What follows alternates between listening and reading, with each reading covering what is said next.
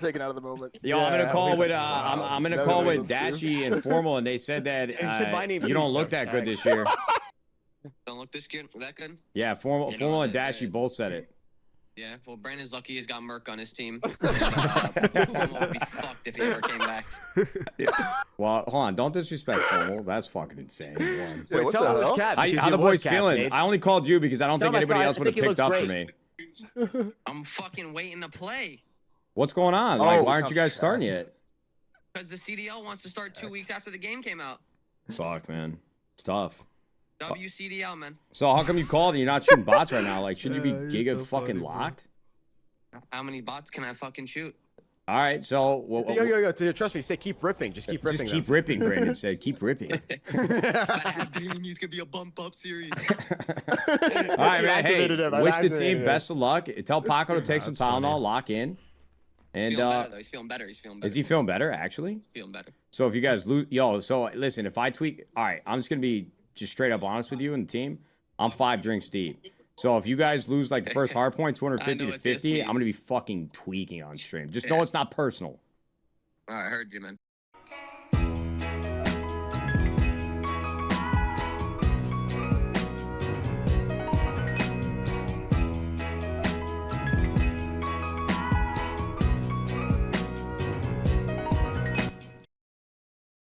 Yo, guys, welcome back to another episode of the Borito Talk podcast. I am your host, Borito, the #1 CDL ESPN analyst / content creator in the world. Much to a lot of people's chagrin. I am back. Opening weekend of the CDL has passed us. Thank you for welcoming me in to your AirPods, your ears, your headsets, your speakers, your Bluetooth phones, your iPhones, whatever device you have. Thank you for welcoming me. I didn't even know that's a hard word. Welcoming me in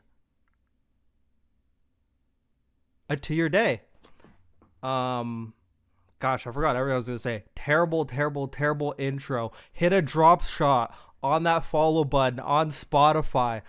Greatly appreciate it. But thank you for watching on YouTube, Apple Podcasts, and Spotify. We're going to get into this whole weekend of matches. We're going to yap about the matches, hour and a half.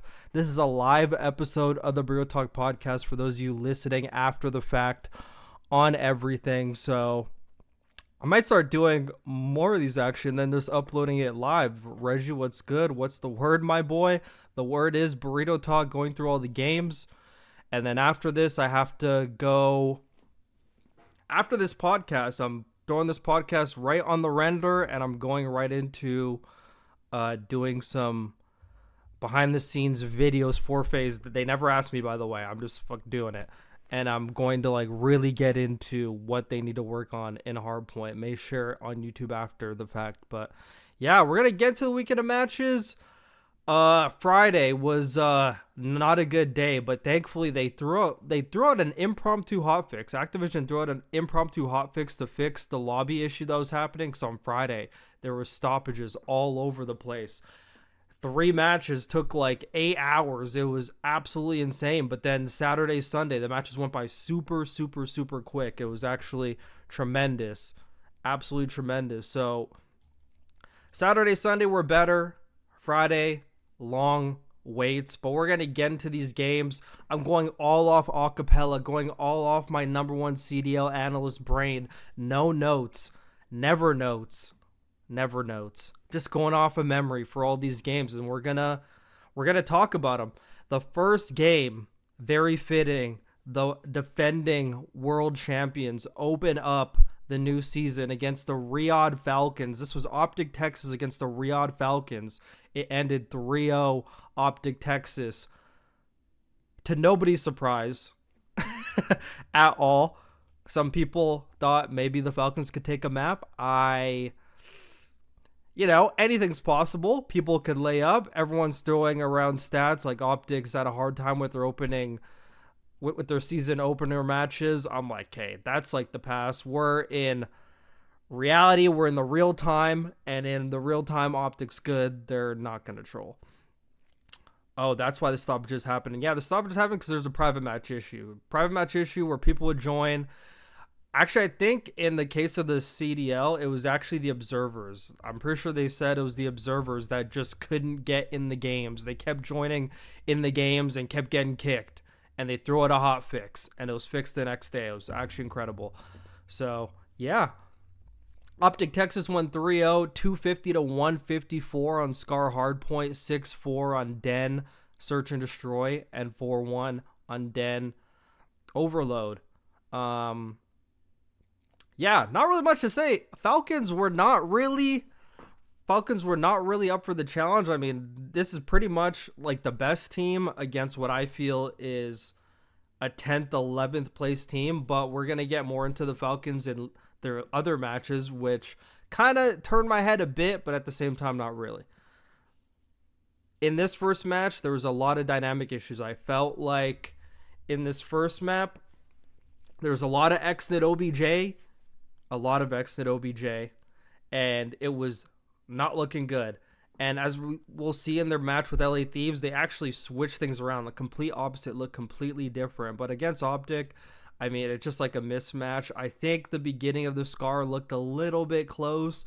The Den, Search and Destroy, a little bit close, but not really close at the same time. It's like the numbers were there, but, you know, you never really had a doubt Optic was going to lose. This was just a standard victory. I'm not even going to get too deep into it because we obviously have like 8 other matches to go through. This was just everything you expected in the series. Freaking Merc dropped a 1.80 in this series, 8k damage and a 3-0.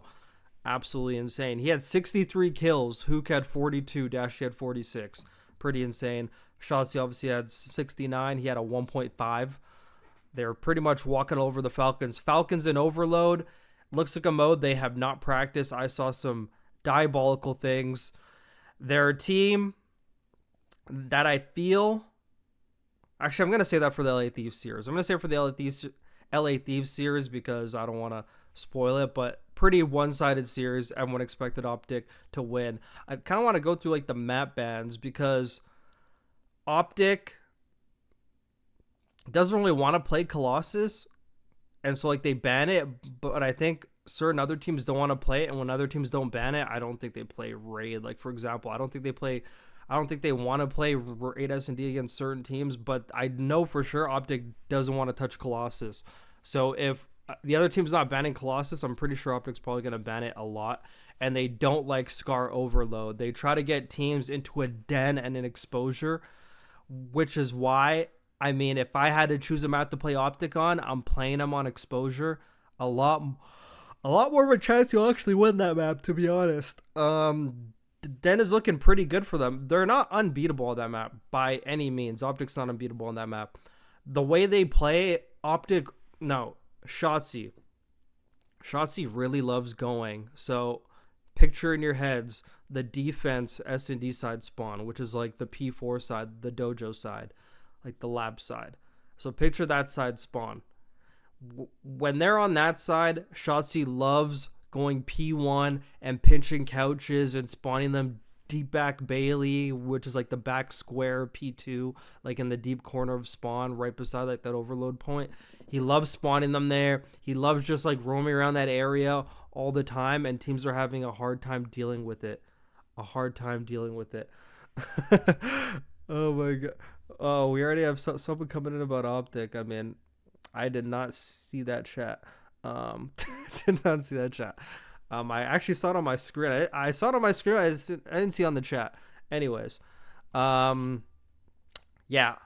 Honestly, I'll get more into it in Optic's second series because it also makes a lot more sense in that second series. But I'm always interested to see Optic's map bans and what they pick. But they definitely don't like Scar Overload. But there's no way for them to play it because if other team bans like a Den or a team bans Exposure, they're just going to play the other map. They could go the whole season, honestly, not playing Scar Overload unless it's like a grand finals and they came in from losers and the other team has like the ban on the control.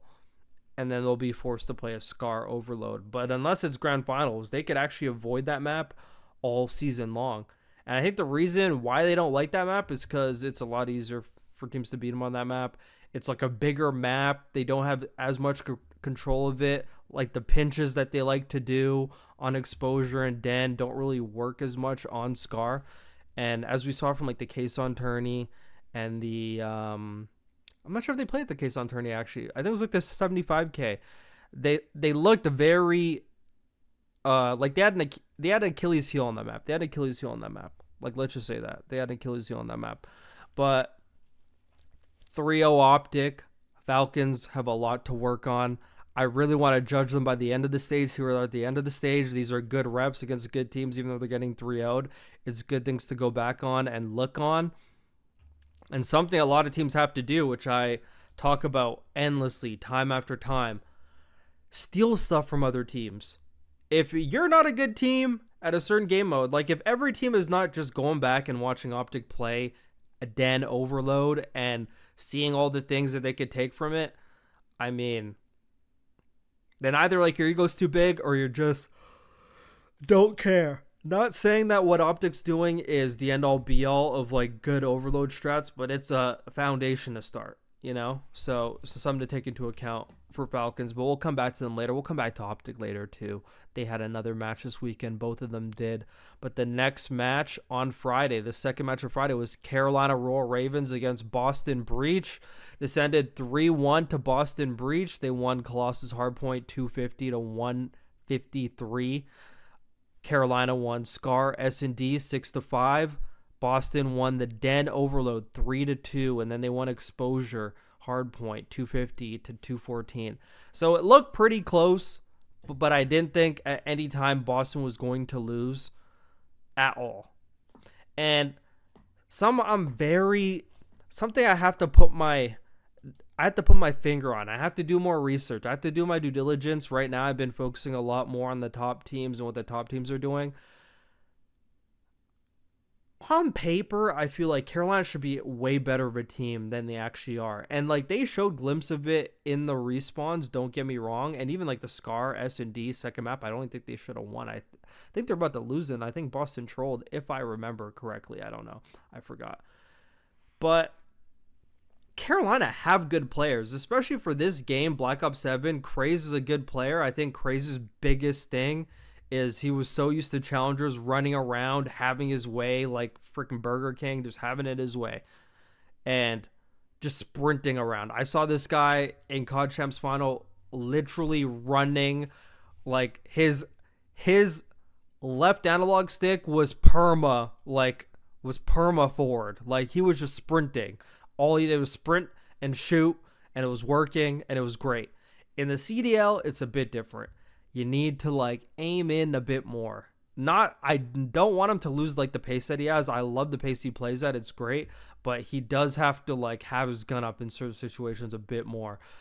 And Lurks is pretty much proving me wrong. Like I thought he was not going to be a factor in this game. Not saying he's a bad player, but there's so much.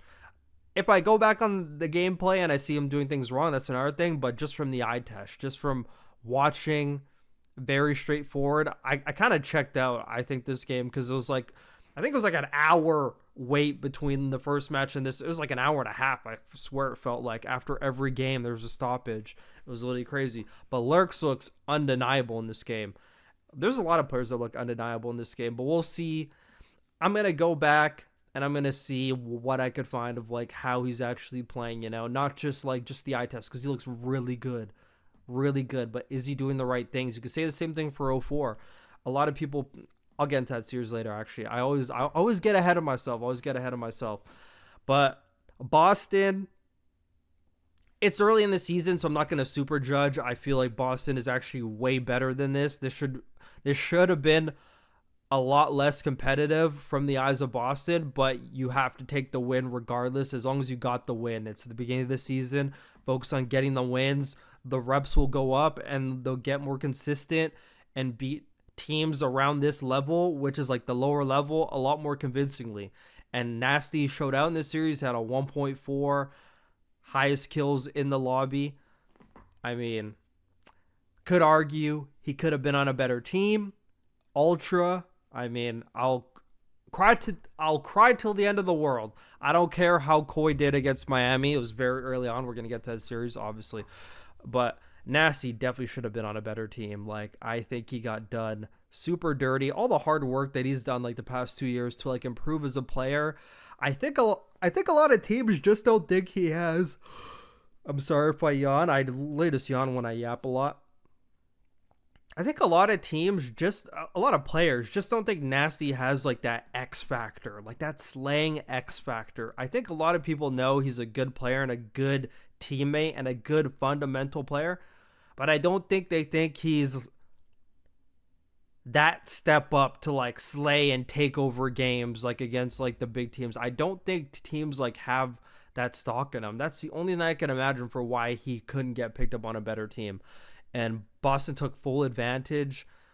I still got my eyes on Cammy. I don't care if you have a good series against the Royal Ravens. I mean, that is bare minimum expectations. We will see how you do against the rest of the teams. But from Boston's POV, you got the win. That's all that matters. From Carolina's POV, nobody was really expecting you to win. We could even go on the predict a winner. 71% Boston, 29% Carolina. 500 votes to Boston, 200 to Carolina. I mean, very generous votes for Carolina, honestly. I'm not going to lie. Very generous votes. But it's so confusing because Ravens, they actually looked pretty good on the Colossus. So something I want to say about the Colossus, because now it's actually coming back to me. Carolina should have won that map. And I'm not going to put much stock into Colossus because I guarantee after stage 1, Major 1, it's going to be out. Utopia is actually a better map, and it's a lot more eye-appealing of a map, and it's funner of a map. It's better for Hardpoint and S&D, so I think teams will probably play that over Colossus. I think Colossus is going to be gone right after this major, so I'm not putting too much of my brain power into Colossus because I'm pretty positive without hearing anything, just my intuition. I mean, Utopia is definitely going to get in. Colossus is the worst map. It's the most boring map to watch as well. It's going to be the first one to go. But Carolina played Colossus very well, but it doesn't reflect in the score. They lost by 100. They pretty much lost. Okay, they lost by 97, but it's like 100. They lost by 100. But something I'll tell you about this map, number one. Carolina had pretty much almost, I can't say every rotation, but 90% of rotations, they were there at the hill first. They just got broken a shit ton. They got broken almost every hill that they got, like P4s, they were again there first, had terrible setups. They just got broken from the back. No one was taking control of like the back spawns. They were just getting broken really easily. Slasher, I thought, was doing a great job anchoring, and I don't even think that reflects in the scoreboard. So Slasher went 22 and 24, but if you watch Slasher that whole map 1, he was blocking every spawn possible. Like he was doing what he was expected to do, executing whatever game plan they had. He was the spawn manipulator this whole map. I think it just came down to everybody else. I thought they were playing good for like the first half, and then it kind of fell off a cliff when they're getting broken on setups constantly. And I don't remember the Scar S&D. I don't even remember the Den. I blacked out on all that. I literally blacked out on all. But I'm basically just gonna say that Boston's like the better respawn team, obviously, and consistency prevails. Yes, you can get to every hill first. It's not expected that you should hold every hill that you get to first, but you should hold a lot of them. Like they were getting broken pretty freaking easily, and it all came down to just reading pressure. They were turtling a lot. They could have been more proactive with how they controlled these hill holds, because the hill holds isn't about just like sitting there. You got to like do stuff. You know, you got to like do stuff to like prevent being pushed into like a small space and just getting collapsed on it. I think Boston did that pretty much. All. But Boston's clearly the better team. Good win for them. Carolina back to the drawing board. I really think Carolina should actually be like a good team. I know it sounds crazy because I had them in like 10th or 11th place in my CDL standings. But just the three players, and Slasher's a good player. I may have said he took up a spot in the league this year, but he's always been a smart player, a good player. I guess you could say the same thing when it comes to Dante. Like sometimes maybe the attitude when things aren't going the best could like get to him, and he's not like the leader he's supposed to be. Who knows? But he's always played the game correctly all the time.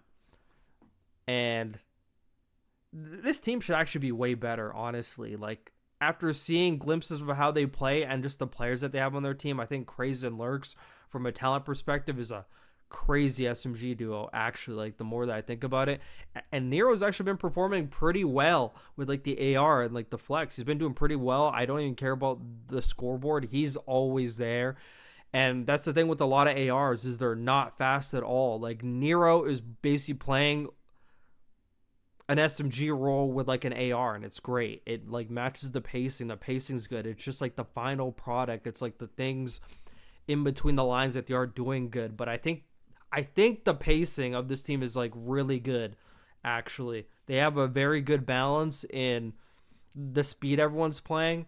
It just comes down to like the intricate details that I think they need to work out. And obviously Boston, I'm expecting them to get better. If they don't, then I mean, that would be such a shame. But I do think they're the best of the rest, to be honest, because I have my top 5. You know, you got like the top 4. You got the Paris, the Optic, the LA Thieves. I think Miami's like under that. I think Koi's right there. I think Boston's like a solid shout for 7th place, I believe, if I remember all the teams correctly. Yeah, I think they're a solid 7th place team for sure, if I look at all the teams.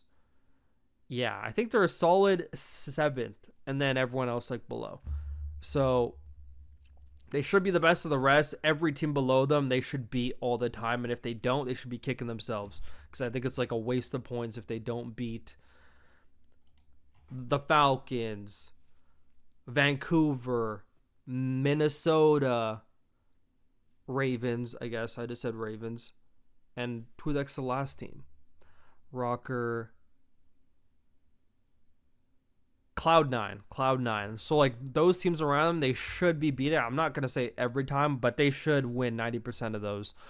If they think they're the team that they are, they should be clearly the best of the rest, in my opinion. But that's that series, and then we're gonna go on to the last series of Friday, which was LA Thieves against FaZe Vegas, and this was a 3-0 from LA Thieves, but the 3-0 didn't tell the whole story. It was actually a really close game. It was a 250 to 225 on Den Hardpoint first map, a 6-4 Scar S&D second map, and Overload.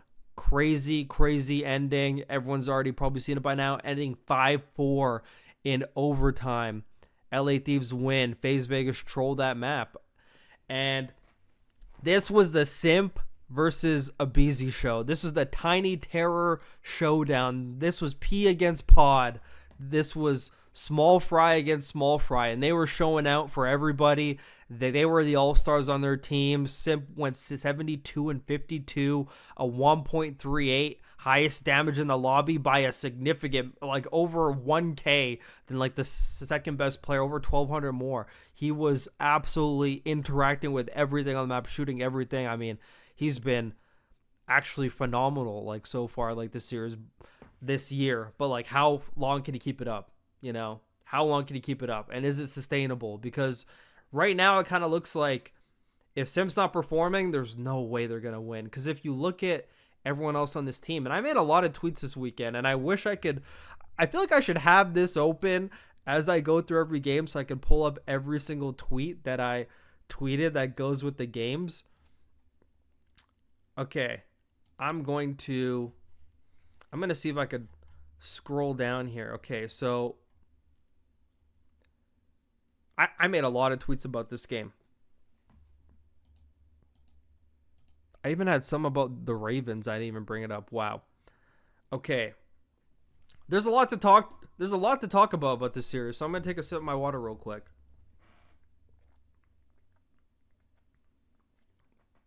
There's a lot to dissect. There's a lot I want to talk about. Where should we start first? I think the first thing I could say is Abizi, Tyler Ferris. And I guess this goes for the whole LA Thieves team. So before I talk about Tyler Ferris, because I'm just going off in every single direction, but we're going to cover everything. LA Thieves, to my surprise, it's actually pretty impressive how quick they've already like done it, and it's not even at the final form yet. But I commend how fast they've already adapted to each other and compensated for each other. I thought this was going to be quite literally the biggest hurdle for them was adapting. You know, you got a team with three superstars. And if we're talking about ego, 4 superstars. If we're going by ego, 4 superstars. And 2 guys, Scrap and Hydra, who have a way of playing that comes at the cost of the statistics of the other 2. So them bringing on a BZ, who is the most accomplished player on the team by a country mile. I think he has more achievements than all of them put together. Actually, man, I guess Kenny has a lot now too. But they now have superstars on their team. It's not like Envoy, who's like a proud OBJ. It's not like Ghosty, who could play that role. They enrolled having more consistent slayers, more consistent winners on their team. They wanted winners and they wanted slayers. They didn't want the Envoy, who, yeah, he's an OBJ, but he could drop a .6 and do nothing on the map. They didn't want a Ghosty, who I still think is a great player, got scapegoated. They didn't want a player who's not performing when they need it the most. They wanted known quantities who perform in the biggest moments. You could say what you want about Kenny. I could say what I want about Kenny. But he is, to their eyes, a proven winner and a Hall of Famer at the 100 Thieves compound. A BZ serial winner. One of the greatest players of all time. Like probably top 10, top 15. Probably top 15. I don't know about top 10. I can't think off the top of my head. Probably top 3 S&D player of all time as well. Like a BZ's him. Okay, he's always been him, regardless of what I say about him. No matter what mistakes he may make. You know, he's one of the greatest of all time. You can't deny that. So LA Thieves wanted these pieces on their roster. But getting these pieces on the roster comes with a price. And it's not even a bad price. It's more of like a personal statistic price, like if they're willing to take it. It comes with Hydra and Scrap having to compensate more, having to do more objective to balance out the whole team. You don't bring a BZ onto your team the same way I say about Optic when like they got Pred and he was on like 500k a year. You're not picking up a player who's like that good, paying him that much to have him be like your hill bitch, you know, to have him be your personal bomb carrier, to have him be your baiter. You're bringing him for the qualities that you picked him up for. And I'm actually impressed because it actually evolved even more into their next match, even though it was a lot closer of a series, kind of like alarming in a way. But I'm impressed with how they've already started showing signs of adapting to everybody. Everyone's contributing in different ways, and everyone's hopping on the hill more. And probably the most revelating experience of this whole weekend, okay? Of this whole weekend.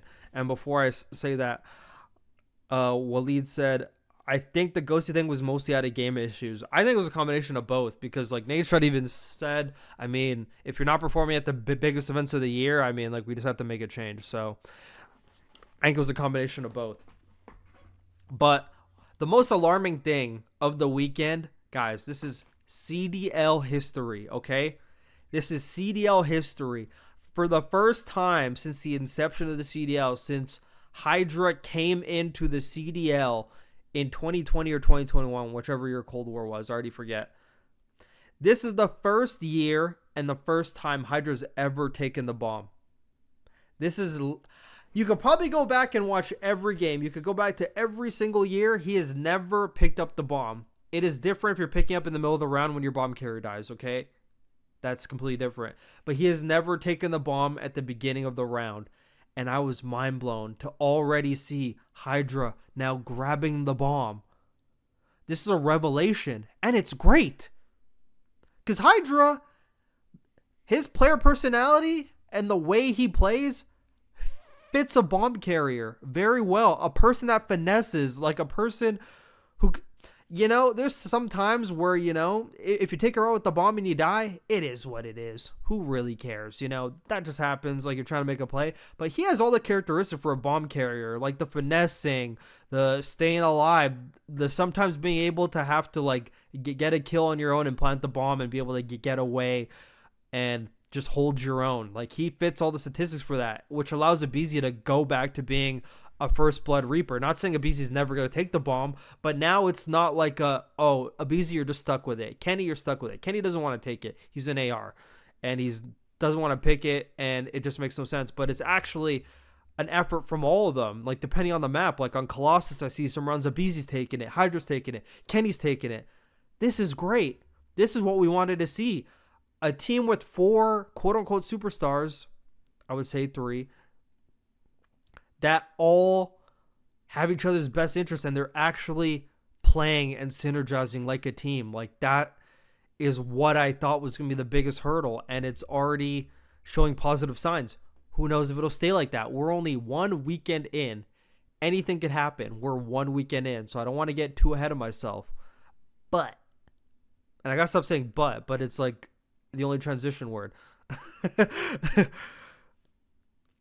Promising signs. And I made a tweet. I mean, I should just pull my tweets like as I go. aBeZy, why couldn't you get this type of hill time with Simp, bro? And it's aBeZy with 1:42 in the hill. I don't think I've ever seen that his whole time on FaZe. Maybe it happened and I missed it, but wow, what a revelation. Scrap with 1.5 minutes in the hill. Can you imagine what's going on? Kenny had the lowest hill time on the team. Can you imagine? Holy cow. Odson says, is Kenny still an island S&D player on this team? I could scrap Snipes. I could this Kenny. Actually, it all depends. I haven't focused too much on LA Thieves S&D, but it all varies on who takes the bomb. If Hydra takes the bomb, aBeZy's more the island player because usually Scrap goes with Hydra. If Kenny takes the bomb, I mean, I guess you could say it's aBeZy because he's out searching for a first blood, and like the times where who takes the bomb? Times that Kenny takes the bomb, I would say aBeZy and S&D is probably their biggest island player. I'd have to say Hydra plays a lot around like the team, actually more than I thought, and Kenny's kind of playing slow, to be honest. But I mean, it's like the role that's required in like that scenario. But that's actually a great question that I don't completely have the answer to. And I even said here, this is the first time in the CDL I've ever seen Hydra take the bomb. I'm incredibly amazed and over the moon. Growth, selflessness, and self-awareness. Absolutely incredible. And so another point I want to bring, because I'm going to be going back and forth. So this tweet I made is actually like pretty hilarious when you actually come to think about it. I said, Simp handpicked a team with a history of not performing against LA Thieves, and the Draza and Scrap rivalry got low-key swept under the rug because now everyone wants the Tiny Terror showdown.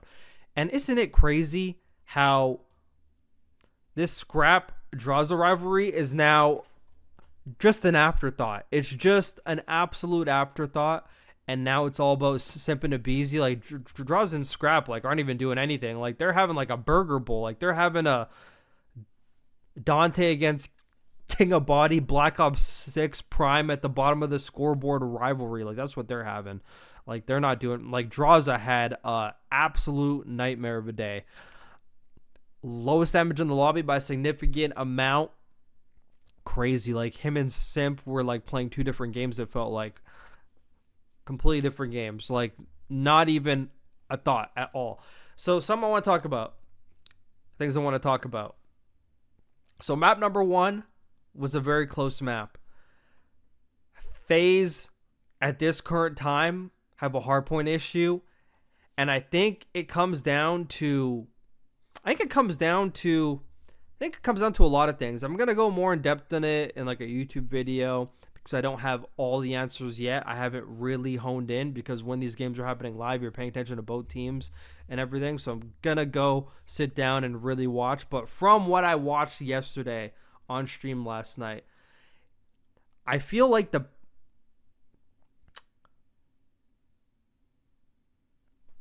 I'm going to try to make as much sense as possible and like not confuse people, okay? It's not necessarily like the speed that they're playing at. It is to an extent. Okay, it actually is to an extent. Wait. I heard an insane draws a stat like yesterday about him being negative in 15 of the last 17 series. Like that doesn't actually sound too far off. I'm not going to lie. Been like that for like 7 months. Yeah. I actually do not doubt that at all. I could even actually pull it up. So right now, in the 2026 season, he has a 0.77 overall KD. That's 48th in the league. Oh my God, I actually have to pull this up. That's like bottom of the league. He is literally second last next to Kismet at the bottom of the league. That's absolutely insane. So if we go on hardpoint stats, he is like right there at the bottom. I think he has like the worst KD in the league for hardpoint. That is insane. Oh my God, he actually does. He has the worst KD. Freaking nasty has a 1.4 because he played one game. Crazy. Draza has a 0.77 in hardpoint. It is the worst in the league. Worse than Lunar's, which is crazy, by the way. But it looks like Lunar's only played like a game or two. But that's insane. 0.77. But I could even pull up Draza's like stats here. So last 5 matches, 0.75, 0.79. Case on Showdown, not sure if we should really count that. Wait, can I pull up event stats? Okay, I think the Black Ops 6 season is like gone. We're just not doing that, I guess. We're not doing the Black Ops 6 season no more. We're just not doing that. It is erased from our memory. But I actually believe you. Okay. Back to the series. I think FaZe's biggest problem, I think Draza just needs to like sprint more. And I think he needs to use like the SMG more. I hate this connotation that he's like tied down to like the AR. Like you have a true AR and it's a Booza. I feel like Draza should mix it up more and pull out the SMG more, especially on a map like Den and on Exposure. There's a lot more room for like a third SMG, and it creates a lot of pressure on the map. And the thing I want to talk about is like 04. People want to talk about how quote unquote fast he is. With the routes he takes sometimes, it feels like they lose a lot of pace and a lot of pressure in the areas of the map that matter when he's doing that. And then it's like kind of simp by himself, and he's got 2 ARs that are obviously like pre-aiming a lot. And there goes like your lack of pace. There's not like that third person who's also applying pressure. It's literally just not there. And a lot of the times, especially on Den, I watched pretty much all of FaZe's games. It feels like a majority of the time, like Simp's like breaking hills by himself. Like that's what it feels like sometimes. Like P4s, I'm watching this guy break hills by himself. Obviously the other guys like sometimes like they die off rotation. But I feel a lot of times like Simp is literally, when it comes to Den hardpoint specifically, Simp is literally always doing everything. And this goes for literally every Den. Can't even make this up. He is doing OBJ. He's doing the kills. He's literally doing it all. Every single Den hardpoint. That's got to change. I think Draza on certain hills just got to pull at the SMG. Honestly. P2, P3 after you have control, but I guess P3 you could even keep with the AR. P4 I guess you could keep it out too. I mean, there's a lot of room on the map, especially when you have control, because I think some FaZe struggles with is control, and they don't really break hills together, and they kind of like suck at it, and the rotations are not there because either people don't win the rotational gunfights or they're just super slow. FaZe has this terrible habit, and it makes me mad every single time I watch it. They have this knack. It's like they don't have it. It's like 04 is a route taker, but it's like he doesn't know when to hit the routes. It's actually the most annoying thing. A lot of the times they'll be fighting for hills until the very end, and next thing you know, they have nobody going for like the new hill. They had nobody on rotation at the times it matters, and all of a sudden they're already like behind and they're fucking fighting from behind because like they didn't rotate. They're putting all their efforts, Nazi zombies, constantly hitting this hill over and over again. Next thing you know, P2's popped. You have no one on rotation because you're constantly hitting it from the front like idiots, you know? So it's pacing, but it's also like they don't really break hills good together. Sometimes it feels like one by one, their rotations are off. And I think that's a big reason also why Draws is doing bad is because it's like a lot of times they're fighting from behind, it feels like. But I mean, even then, like when they do have hill control, I mean, like he's just like dying a lot. And I think that just comes down. I'm not sure if he's in his head more, but a good point somebody made yesterday. I wish I could give you credit, whoever it was in my stream that said it. Draza came in the league as an SMG player, and he had to switch from an AR. Like, he's actually, like, more of a true SMG player than you actually might think. And every time he pulls it out, it's always a vibe. Every time he pulls out the SMG. I think he has to do it a bit more. Like, he is in the flex position. Abuza is a main AR. Being a flex doesn't mean running an AR all the time.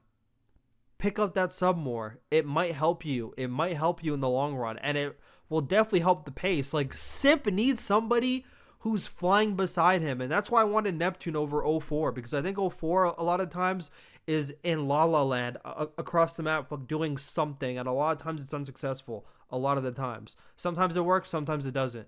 It feels like 04 is there, but he's not even there. It feels a lot of time Simp is literally the only one applying pressure in the areas where it matters. And I think Draza is the player that needs to be like right there with them. Like that player who's also applying that serious pressure. Let Abuza do what Abuza's doing. I feel like if Draza picks up the speed, it'll be way better. Way better. But yeah. Are his problems the same as Kenny from last year? Like the guy who just can't get a kill. I mean, from the maps I watched yesterday, he was getting shot in the back a lot. Again, shot on the side a lot. And a lot of times he was not being like that aggressive. I feel like he's just playing too slow. He needs to just run at people more. Like that's like the Draza that people wanted to pick up. Like that ego child Draza. Like he actually did that very well even like last year in the beginning half, like not like the second half. And in MW3, like he was being a lot quicker of a player, and it was actually benefiting the team a lot more.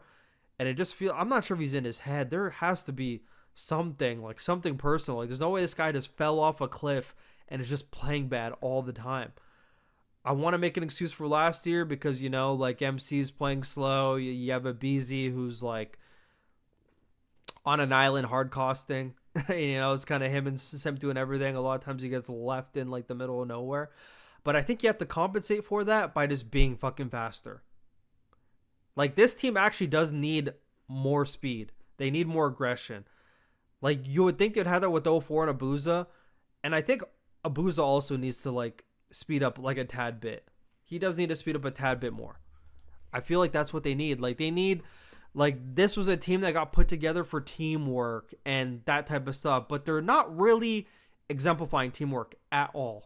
In any aspect. And I think that's also why Simp said there can be an end of the year team. Ridiculous. Like every time I hear that, I literally just roll my eyes. Because you wouldn't say that about any other rosters. Optics not saying they're an end of the year team. LA Thieves not saying they're an end of the year team. Not even Paris saying they're end of the year team. They're all like, no, I'm trying to win right now. FaZe Vegas, the only top 4 team that is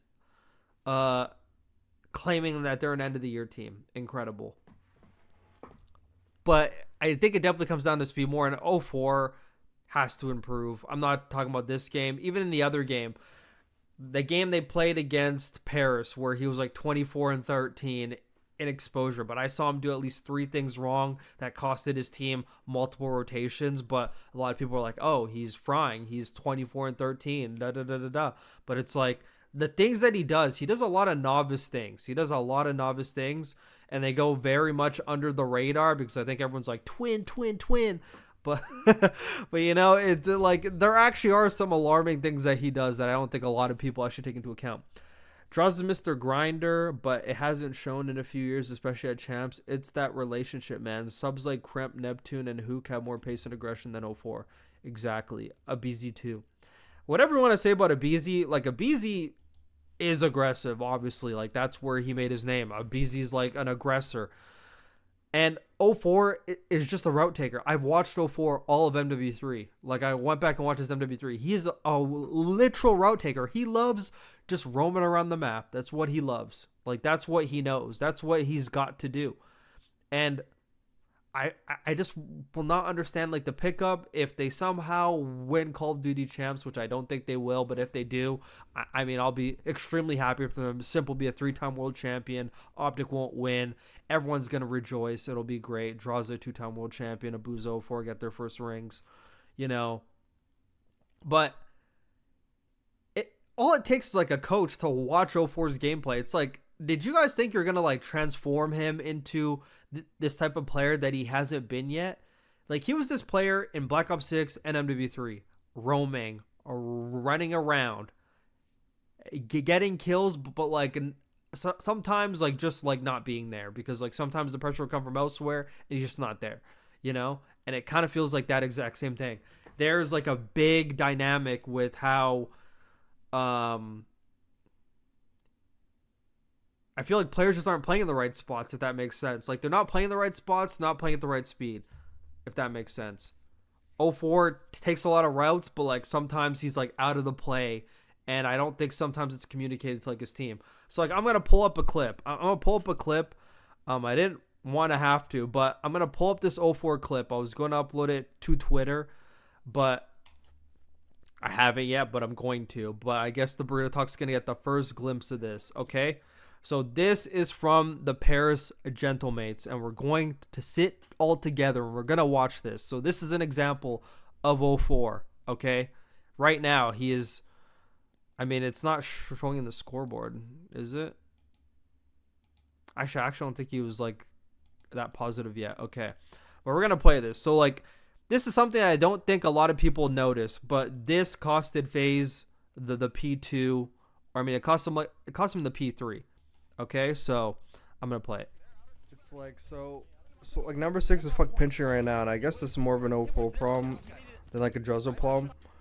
But, like, why didn't Druzza pinch here? Like, if Druzza pinches here, it makes sense. But, like, why would you pinch with 24 seconds left? At that point, you're not really accomplishing anything. Just sit there and just watch the cross. Just 20 seconds. Like, just gifted his fucking teammate a spawn across the map. We don't need a pinch with 20 seconds left. And, like, you just got a 3-piece. Got a 3-piece, and there's 20 seconds left. What do you need a pinch for? Because right now, Paris in a situation where they have to work their way out. They either have to break through the front, or they have to take routes on you. You're just making their job way easier. Like, you handed them a spawn that they didn't even earn. Like, you got a 3-piece, and you gifted them a spawn. That makes no sense. So, like, also something you have to take into account, it's like small bad plays like that could actually, like, affect, like, the whole team. It's like plays like that turn a person on your team's KD from, like, a 1.05 to, like, a 0.88, let's say. Like, that's I think that's a lot of people don't realize, like, KD is not just, oh, you're getting pissed on, you're losing every gunfight. It's the situations that you're put in throughout the map. If a team has control of every hill, everyone on the team's most likely going to all be positive because the other team has to come and break them. They're in pole position. They have better positions. The other team has to work for them. But, like, if you're fighting every game from under, having to constantly break hills, your KD is going to be significantly worse because you're breaking hills. So, like, you're going to die more trying to do it. Or, like, you might just successfully break, but a lot of time it doesn't happen, especially if you're playing, like, a good team and it's a hard hill to break. So that's, like, something to take into account. So, like, let's just say 04 doesn't flip spawns and FaZe now gets P3. Probably swings Draza to, like, let's say, just speaking in hypotheticals, swing him to, like, a 7-3. But now they don't have control of this, so now the P3 is going to be mixy. He now has to break. So he probably goes from a 7-3 to, like, a 3-8 now. all because of a bad play another person made, and now he's gonna look worse because now he's dying trying to break a hail that he didn't even lose the spawns for, you know? So it's like all stuff like that. Also have to take into account when it comes to people's KDs and like people not playing well. Obviously, you can't really make an excuse if a person's going like 9-27, but it is like also something to take into account. God, I'm literally so sorry for my phone. I was like banging that microphone. I was actually like boom, boom, boom on that microphone. All right. What was the problem with Surge last year? Was it mental or on the players' composition not working against 3 out of 3 teams they faced in the grand finals? I mean, I just don't think they had like the firepower to like get over like the line. Honestly, and it sounds so weird because I felt like they actually could have beat Optic. I really do actually feel like they could have beat Optic. I know everyone's he's talking about Optic, you know, but I actually felt they could have beat Optic, and it really just comes down to like X factor. There's just like being able to compose yourself in like the biggest situations, having people that could actually perform in the biggest situations. Like they don't have that, and like they didn't have that, and everyone played bad. You know, everyone played bad in those series. I mean, some of those grand finals ended where just everyone like an 0.9, which isn't bad. But they didn't have the oomph to take you over the line. And they made a lot of small mistakes, you know, which is common. It's everyone's like first time in these grand finals. I think it's just like reps. But I mean, I can't really say reps because there are some people. But I mean, everyone who's new, who's like won real quick, has had players on the team that have won and have been good. This was a team of all players who haven't won anything. So it's like, you know, all of them. So that makes a lot of sense. You have 4 players who haven't won anything, who are going to grand finals against FaZe, LA Thieves, Optic, who have grand finals juggernauts on their team with years and years of experience, know how to get over the line, you know how to perform, don't make as much mistakes, you know. I think that's honestly probably what it came down to. Like, it was just 4 novice players that didn't really have an X factor. 04 said himself he should have a ring right now. Yeah, I mean, that rewind hard point, man, I will never forget that P1 for the rest of my life. Like, bro, they just... And that just comes down to just experience and just, like, not tweaking. Because it was, like, one tweak from one person. And it costed them that hill and cost them that map. Like, they could have went to, like, They could have run through grand finals, or I mean, they could have went to like a game 9 or whatever it was. I think it was a game 9. They could have went to game 9. There's maps earlier that they could have won, you know, but shoulda, woulda, coulda. They didn't do it. I think it's because they just didn't have like the experience and they couldn't get over the line. They spent all year not getting over the line. So if you can't get over the line all year, it's not going to make your confidence any better. You're not going to be like, yeah, I'm finally going to do it. You're kind of going to be like, man, we kind of sucked all year. And, you know, like you take that heavy toll like going into every game going forward. But I mean, there's a lot of players that I felt like they literally should have won. I think he's in his head more. From what I heard, he takes being asked personally and actually kind of dwells on it. Interesting. I mean, I don't doubt that because he like joined FaZe to be a winner and he wants to be a winner, but he's not playing like a winner. So he's not playing like a winner at all. So definitely some he's got to improve on. I'm gonna really try to help this guy. I'm gonna really do a deep dive into all of his gameplay. I'm gonna try to like send him things to like honestly help him. Like I actually feel so bad. He's playing so bad. Like he's like one of my favorite players in the league. Great personality like to have in the league. Great player in the league. Just has not been performing for a long time. Like what is going on? Like we're gonna get to the bottom of this. But definitely I think some to help improve. Pull out a SMG more. You're not stuck on the AR. You're not stuck on it. You've had main ARs by your side. You're not stuck on it. No one's going to be like, man, you know, you're pulling out SMG now? No. It will actually benefit, especially in this team. I feel in this team, it should be more Chris and Draza having the green lights and like a Booza and 04 are like doing more of the dirty work. That's how I envisioned it in my head. But that's not how it's actually going.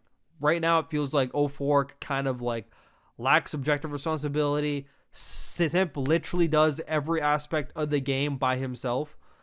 And Booze, I'm not going to say anything bad about him, but there are some times maybe be a bit quicker, but I mean, he's great AR. I mean, I can't even lie, but it's like him and Jaws are both playing at the same pace, and it's not a fast pace, and that's where the dynamic completely fucks up. Laugh a lot. It's almost like we knew FaZe would be a slow team. Everyone that's not named French from Cheesecake on. That's crazy. Yeah, but yeah, he's not been playing good. Felt like they should have won. Simp further proving how much of a generational talent he is. He's a generational talent, but I mean, he needs to perform more when like it matters. Like these qualifiers are great. He's doing great, but has to perform in like COD champs. Like COD champs, he's like, yeah, I'm gonna turn it around. 0.8 or like fuck some. Like just got tucked into bed. Good night. Throw the blanket on him. Give him a pillow. Like that was him at Black Ops 6 champs. You know, that's not what you expect from like Simp. You know, you got to perform in those scenarios. Like you can't just get by being like a qualifier fucking warrior. You can't be a qualifier warrior. You got to do the deed when it matters the most. And it's so funny. Like some also want to bring up on that point. So I remember when Scrap was playing against them at champs in MW3 and like he beat them. Like whole-handedly 3-0'd them, draws a girlfriend in the crowd. He's doing like the tears. He's pointing. Worst day of Jaws' life. But I remember in like the post-game interview what Scrap was saying. And I actually thought it was actually kind of true, honestly. I actually thought he was kind of spitting. He's like, I'm better than all of them. All of them freaking need each other. Like all of them know they need each other. And I was like, oh my God. I actually kind of like, I actually agreed. Like it felt like Scrap had enough confidence that he could do it by himself, but it's like it felt like FaZe at that time felt like they all needed each other in order to like win, you know? Like they didn't just think I'm the shit, I'm the shit, I'm the shit, I'm the shit, and we'll just shit on everyone together, you know? It felt like they needed each other in order to be good. If that makes sense. So when Scrap was saying that, I was like, man, he actually kind of spin. Scrap said like they have a fuck mental block. Yeah, they do. Yeah, they do. And I think it comes down, I think it's partially, I'm not going to say it's like a in real life thing, but it does come down to like you personally. Like, are you really actually a confident person? I don't think like Simp's like truly like a confident person. I'm not sure if that affects his gameplay sometimes, but I can't even go off like these fuck major qualifiers. Like they don't matter to me. Like the major qualifiers don't matter to me. What matters to me is when that grand finals is on. When you're in that grand finals, when you're in that losers final and the team needs you, are you dropping to 0.8 or are you doing whatever you can? And you're like overperforming. Like those are what makes like the great players great. If he wants to just be known as a great player, like what a great career, you know, just keep coasting. But if you want to be a great player, if you want to be known as the best in the world, like he even like thinks he's like the greatest player of all time, you got to perform when it matters. Not just in the qualifiers. Like, these are great performances. Don't get me wrong. Simp is literally the win condition for FaZe Vegas. Like, if he is not playing good, this team does not win. Because everyone else is not doing anything. Everyone. Like, I'm not even exaggerating. Whatever you want to say about 04, like, some maps, he's had some great response. It feels like no one's doing anything besides Simp. Like, Simp is Joe DeCease from Black Ops 6. And it sounds so funny that I'm saying Simp is like another player, and it's like, oh, and it's a quite frankly new player. But like, Simp is Joe from Black Ops 6. Joe was literally, in my opinion, the best hardpoint player in Black Ops 6. Was doing it all. He was banging that hill, winning that hill, holding that hill, defending that hill. He was doing everything, taking the bomb in S&D, dropping 8, like, you know. Performing in control, performing in every single respawn, doing every aspect of the game to win. That feels like Simp right now in Black Ops 7. Exact same energy. But now we gotta talk about the series. Oh my God, we just spent that. I mean, I could talk about this team forever. I mean, I could talk about both these teams forever. There's so much to say, but don't want the podcast to go like 3 hours. So FaZe had like a 4-1 lead in the Scar second map, and they trolled that. Like, they had a 4-1 lead. Thieves won 5 straight. FaZe Vegas obviously should be a good S&D team. They proved in the next game, but when you're up 4-1 and you just play slow every round after that, you are doing yourself a disservice. And all of them are S&D players. Draza, Simp, 04, like 3 massive S&D stars. And when you're up 4-1, you have some leeway. The tide is on your side, you know? The tide is on your side. The pendulum swings in your favor. You're telling me when you're at 4-1, you can't take some risks, you can't hit some flakes together, you can't get aggressive on something, try something out, because when the other team is down 4-1, this goes for any team, any player. Like I know all you guys have like played S&D before. How many of you, when you're down like 3-0, 4-0, you're kind of just like, let's just hit this shit. Like, let's just like fuck do this shit. Like, that's how the other team is when like they're down 4-1. They're just like, fuck, let's just fuck do this shit. Let's just try this shit out. Like, fuck, I guess we already like kind of lost, so let's try this shit. So like when the other team's in that predicament and they're thinking like that, you're not trying to just like sit back. Like, go try to do something. Catch them off guard. Try to like win some rounds. You got some rounds to throw away. Playing it slow, playing it everywhere, like it just didn't fly with me, especially on Scar when you're just sitting back, allowing them to take control of A and plant, having to play retakes. FaZe just played retakes on defense. They just let Thieves plant play retakes. Try 2-man hitting P3 and a guy going mid. Try something. They didn't try anything. Thieves won 5 rounds in a row. Exposure. Thieves were up 4-1 with like 2.5 minutes left. Thieves fairly should have won that map. But FaZe came back and it was 4-4. And it was a 4v2. It was a 4v2. They had 2 guys in LA Thieves spawn. And they had like a guy who was licking a wall over at P2 and a guy in mid. They were not moving. But they had a 4v2. But what they didn't know was the EMP spawned on the other side of the map. And Abizi grabbed it. And Abizi had his knife out, by the way. I'm not sure if anyone brought that up. I know people were bringing up in like the chat after the fact. But Abizi had his knife out with the EMP. So I need some answers about that. I need some answers. Abizi literally had his knife out. You're only supposed to have your pistol out. It usually just pulls out your pistol. You can't switch to a knife. Abizi had his knife out, and he ran the EMP because everyone from FaZe thought, oh, we cannot scam. But it's like, I don't blame them in that scenario because so much was going on, and like, they're thinking LA Thieves was off spawn. Like, we just can't move. We can't control. We can't get a shot in the back. But what they didn't know, they're already gone, and they just took the EMP in, and they won overtime. Crazy, crazy ending. If you haven't seen it, it's on my YouTube, as well. It's on my Twitter, too.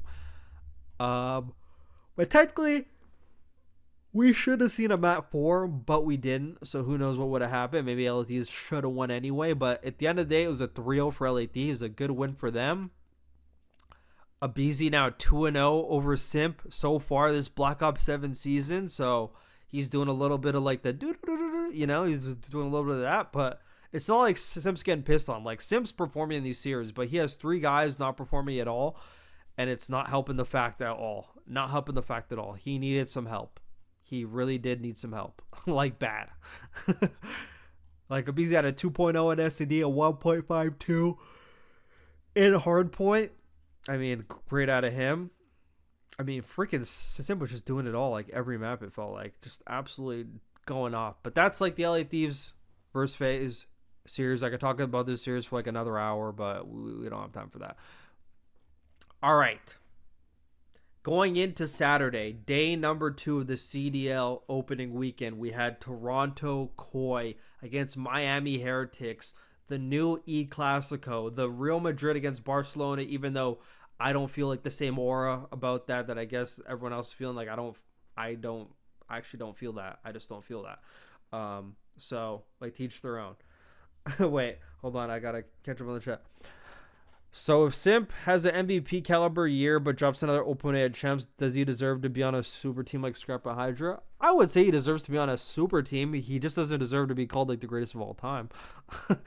But, yeah, I mean, like, he's him. But if he drops another 0.8 at Champs, he needs to... He needs to pull an Eminem and just, like... Just go in the mirror and just look at himself, be like, what have I become? That type of stuff. Like, that's what you got to do. You got to be like, what what type of fucking shitter did I just become? Because he needs to perform when it matters the most. But yeah, E Clasico, El Clasico, whatever you want to call it, the COD Clasico. The beef is real. I mean, everything's in aroma doing those crazy tweets, but Koi versus Miami ends 3-2 in favor of Koi. Koi won 250 to 85 first map Scar hardpoint. I believe they were up 130-0 before Miami got a point. Something like that. Absolutely crazy. A 6-5 Miami S&D win in map number 2, which was Scar. They came back and they showed resilience. I think they're also down like 4-1 or 4-2, and like they came back and won. Very impressive by them. It was like 5-3, I think. Some along those lines where they swung and they got a bunch of rounds in a row and they won. Koi then beats them down. 8-0 exposure overload. Perfect 4 in both rounds. Miami didn't even see past mid-map. We're going to get into that. And then Miami won the Den hardpoint 250 to 199. And then Koi won last map. Den S&D 6-3. As we're not really getting into the scoreboards because, you know, we don't really care about the scoreboards out here. I think a lot of people are sleeping on Miami. And I think a lot of people actually do know that Miami was a bit late when it came to practice and everything. You know, they had players that spent like the first week, I think, playing from Spain. I think some of them even scrim from Spain.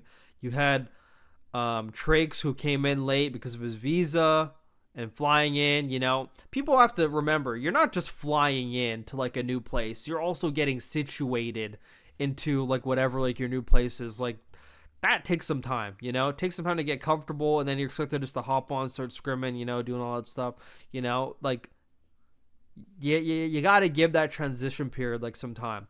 And I thought this was very bad if you're from the POV of Koi, because I feel from their perspective, this should have been a lot less close, like a 3-0 or a 3-1 with a convincing map number 4. Miami's very unpracticed, but from what I've seen from Miami in this series, maybe I'm the only one that saw it. This is super duper impressive from Miami. I thought the resilience that they showed and the composure that they showed, especially after map 1 and map 3, to bounce back on the map 2 and the map 4, absolutely phenomenal. And that's just like a glimpse of what we're going to see from an unpracticed team. Imagine what Miami we're going to get by like maybe stage 2. We're going to get a way better version of Miami. A lot of people not convinced by Trakes. I thought Trakes, even though he had a 0.82, I thought he had a good series for what, like, I'm not sure, but I was like really watching him. Like, he actually was not that bad. Maybe the scoreline does not reflect it, but I thought Miami, for the most part, played very good. So, like, that Scar, I guess he just got hit in the mouth. I'm just going to, like, call it what it is. I guess Koi just outperformed him on that map. I guaranteed by like the next stage or even like way later into this major qualifier, they play that map again. That's not happening. And then the resilience on Scar after getting beat down by your blood rivals in map number 1 to come back in map number 2 and win that map 6-5. Great composure, great resilience. They played the rounds very smart. Like, they read the pressure. I think, dude, I mean, we're going to have another year of super. I mean, the way this team, I even want to say this about the map 5. We'll just get into map 2 and map 5 right now because they're both S&Ds. Miami is so good at reading pressure and analyzing the info that they get as fast as possible and reacting as fast as possible when it comes to S&D. The second they get even the smallest clips of info, you could just see the way their arrows already know what the fuck to do, and they don't hesitate. They never hesitate. They know what space to take. They know what's open. I think they have a very good idea in their minds. If this person's shooting over here, we just killed the guy over here. This space is open over here. They're very good at that. And in the Scar, there were so many times where like Super would like, they would get great times in like store. I mean, everyone's calling it store. Some people are calling it ticket. I don't know why ticket. There's no tickets in there. I think that's a BZ calling it ticket. I was like, what the heck? But that building by P1, whatever you want to call that. They had very good times in there. They're very good at reading. Where I thought like they have a very good read. They're gonna be a very good S&D team. Let's just say that they're gonna be a very good S&D team. And then they got beat down map 3, and they had a very good map 4. Like there was times where they were like down and the momentum was on their favor, but they out rotated and they held hills when they needed to hold hills, and they pulled out a good map 4. All great signs from Miami. Like they had great composure, I thought. And this was a very unpracticed Miami team. Very unpracticed, very not prepared, but I know their coaching staff is like very good at preparing the players. So it's like they prepared them with probably as best as you can prepare a team that's very under practice. I thought, I mean, that's just kudos to everyone. Like I think Miami has a great coaching staff because they're one of the few teams I see where it's like when they're playing against a team, I could tell that they know what that team's doing. Like they know everything that team's doing, and they play off of what the other team's doing. Like I see every time when they play a team, oh, FaZe likes to go here. We're all going to do this, or we're going to play for... Like, they're very good at doing their homework and actually executing it into whatever the game plan is on the map. So I thought, great from a Miami perspective, even though they lost, they're probably kicking themselves. They probably thought they maybe could have pulled it out, but I thought it was a great effort. And they're only going to get better. Like, Miami's like my number 5 team. I think they're going to be ahead of Koi when it comes to the overall season. I do think Koi is going to take a downtrend at some point, to be honest, but that's just me. I actually do think they're going to take a downtrend at some point. But from the Koi perspective, map number 1 looked great. The overload looked great, but how much stock do you want to put into an overload against a team who's probably not scrimmaged as much, you know? Or a team very under practice, but you can't really use under practice all the time because they did have a chance to scrim it, but maybe not as much as Koi. And they didn't really know what was going on that map. Because the thing about the exposure overload is Koi did a good job of just locking down the middle of the map. Miami was, I think maybe once or twice, got past like the halfway point of the map. Koi controlled that whole P1 area. They had control first half and the second half, and they had control P1. You get the kills P1, and the thing with exposure, when you're dominating the P1 area, that mid area, you control the whole game because you could take the EMP to whatever side. You have control of mid. They only have to rotate out like their back halves. They can't really do anything because you're literally dominating the top part of the map, and you could be direct and push like their spawn from just like straight middle. Miami had no control of mid in that exposure overload. Koi on both sides were dominating mid, slaying out mid, and then taking the MP and running it on whatever side, and then the guy mid would go cut off or go help or go get ahead, and Miami couldn't do anything on that map. And I thought like the Den last map was such a good map to watch. Like if you actually go back and watch that was my favorite S&D of the whole entire weekend because the way that Miami was playing, I just thought it was great. Like the way that they were just like reading things, and it felt like a chess game where both teams were like, I just like love like the intellect I saw from both teams on the map 5. Like I just like really love that map. I actually might go back and watch it again. Like it was actually a great map. I actually love that map. It was actually a great map. Yo, what's good? The God RX gracing us with his presence. What's good, brother? What's good? But yeah, great series from the POV of Miami. Oh my God, that fucking scared me. Keep up the work, fam. You're doing amazing. Oh my God, I didn't realize how loud I had my... Oh my God. Bro, I have my mix app turned up so loud, bro. That just tweaked me out. Oh my God. But thank you for the $9 super chat though. I'm tweaking, bro. My headset, dude, my mix amp was like all the way up, so all I heard was, oh my God. My heart just like, holy cow, I'm tweaking. Appreciate the super chat. Keep up the work, fam. Like, you're doing amazing. I appreciate you, GodRx. Thank you. Thank you for spending your hard-earned money on me. Appreciate you, buddy. Appreciate you. See, I'm actually ready for it that time. Keep up the work, fam. You're doing amazing. Okay, I gotta like fix the alert. I have the alerts going twice. I don't know why. Anyways, like we'll get back to that. From the perspective of Koi, you probably should have won this map a bit more convincing. Definitely should have won that map number 2. Definitely could have been a 3-0. But, I mean, you're playing a pretty good team, and I thought just Miami was great. That's my biggest takeaway from this series, honestly, is Miami in losing looked very good. They looked very good, and I loved it. They were playing that map very good. Did I have anything to say about this? Okay, so on Twitter, I said, easily the best S&D I've watched so far. Miami is such a smart/fun S&D team. Very great at reacting quick off info collected every round and anticipating where to chow/push or go.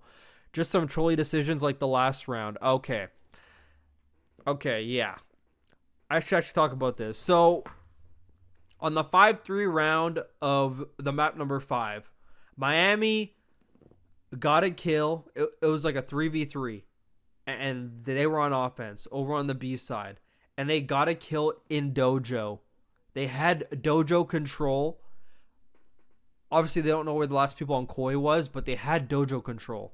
And they knew no one was going to be like on their side spawn. So it's either they come from mid or they come from Dojo. And they didn't even plant the bomb.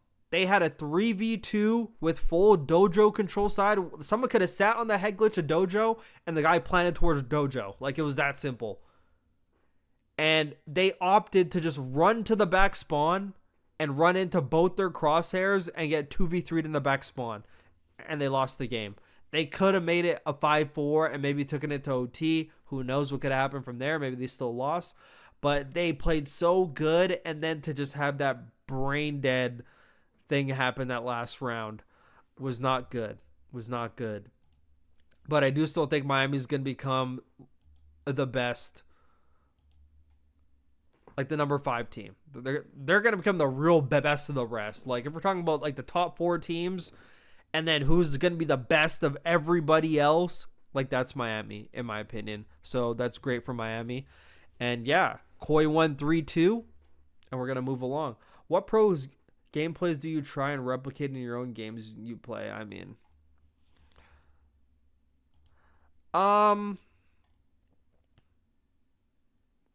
I have my own like style of play, but I mean, honestly, the biggest thing that you take from pros is, and I mean, like, you can't even take it from every pro, honestly, because like there's like a lot of bad pros, but from like the good ones, honestly, like the biggest thing I implement, I don't really, obviously there's like a lot of things people do, like the way like they chow stuff, like the spots that they go in.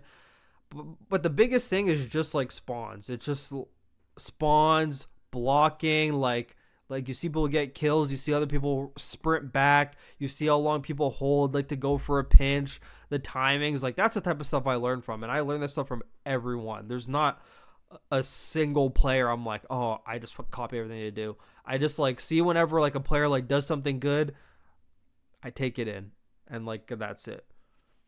And yeah, you can't really like mold off of like one player's gameplay, because it's like everyone has their way of playing. That's like idolizing your gameplay off of AG.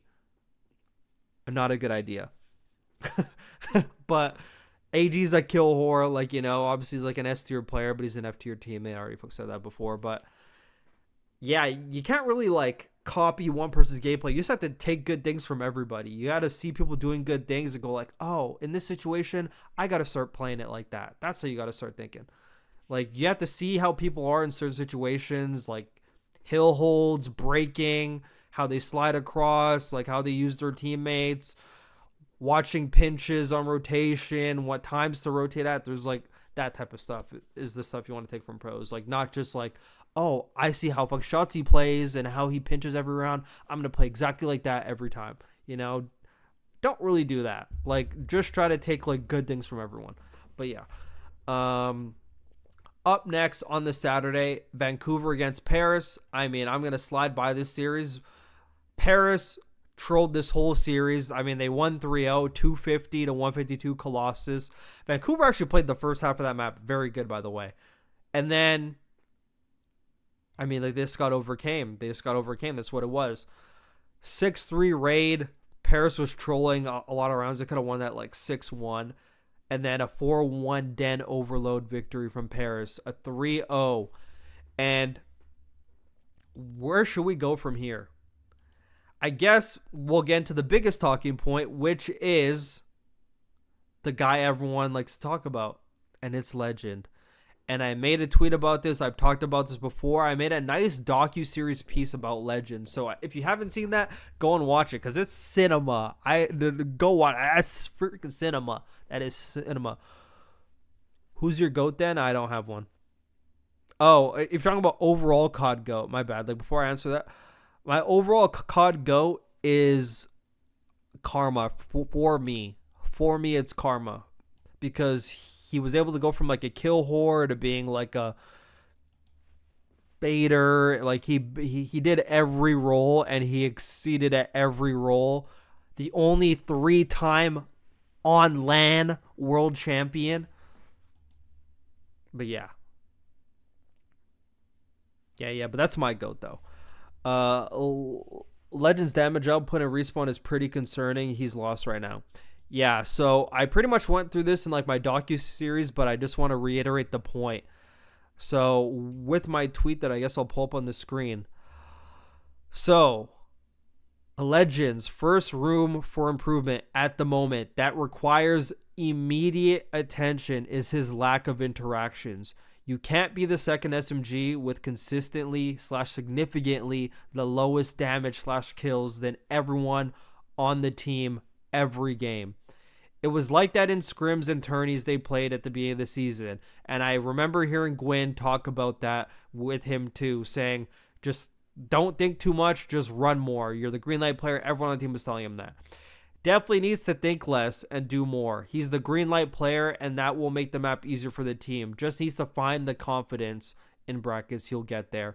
Even though that loss was obvious and inevitable, there were some promising signs for Surge. So that's the biggest thing for Legend is just you can even see his arrows sometimes. There's like sometimes it happened like sometimes on Colossus. Like I remember there's a time it was like P4 and he was up top P1 and I could see him hesitating on like if it's the right time to hit a pinch. I know that spot for a pinch is very 50-50. You get some terrible timing like dropping from P1 like down over on like the P4 side.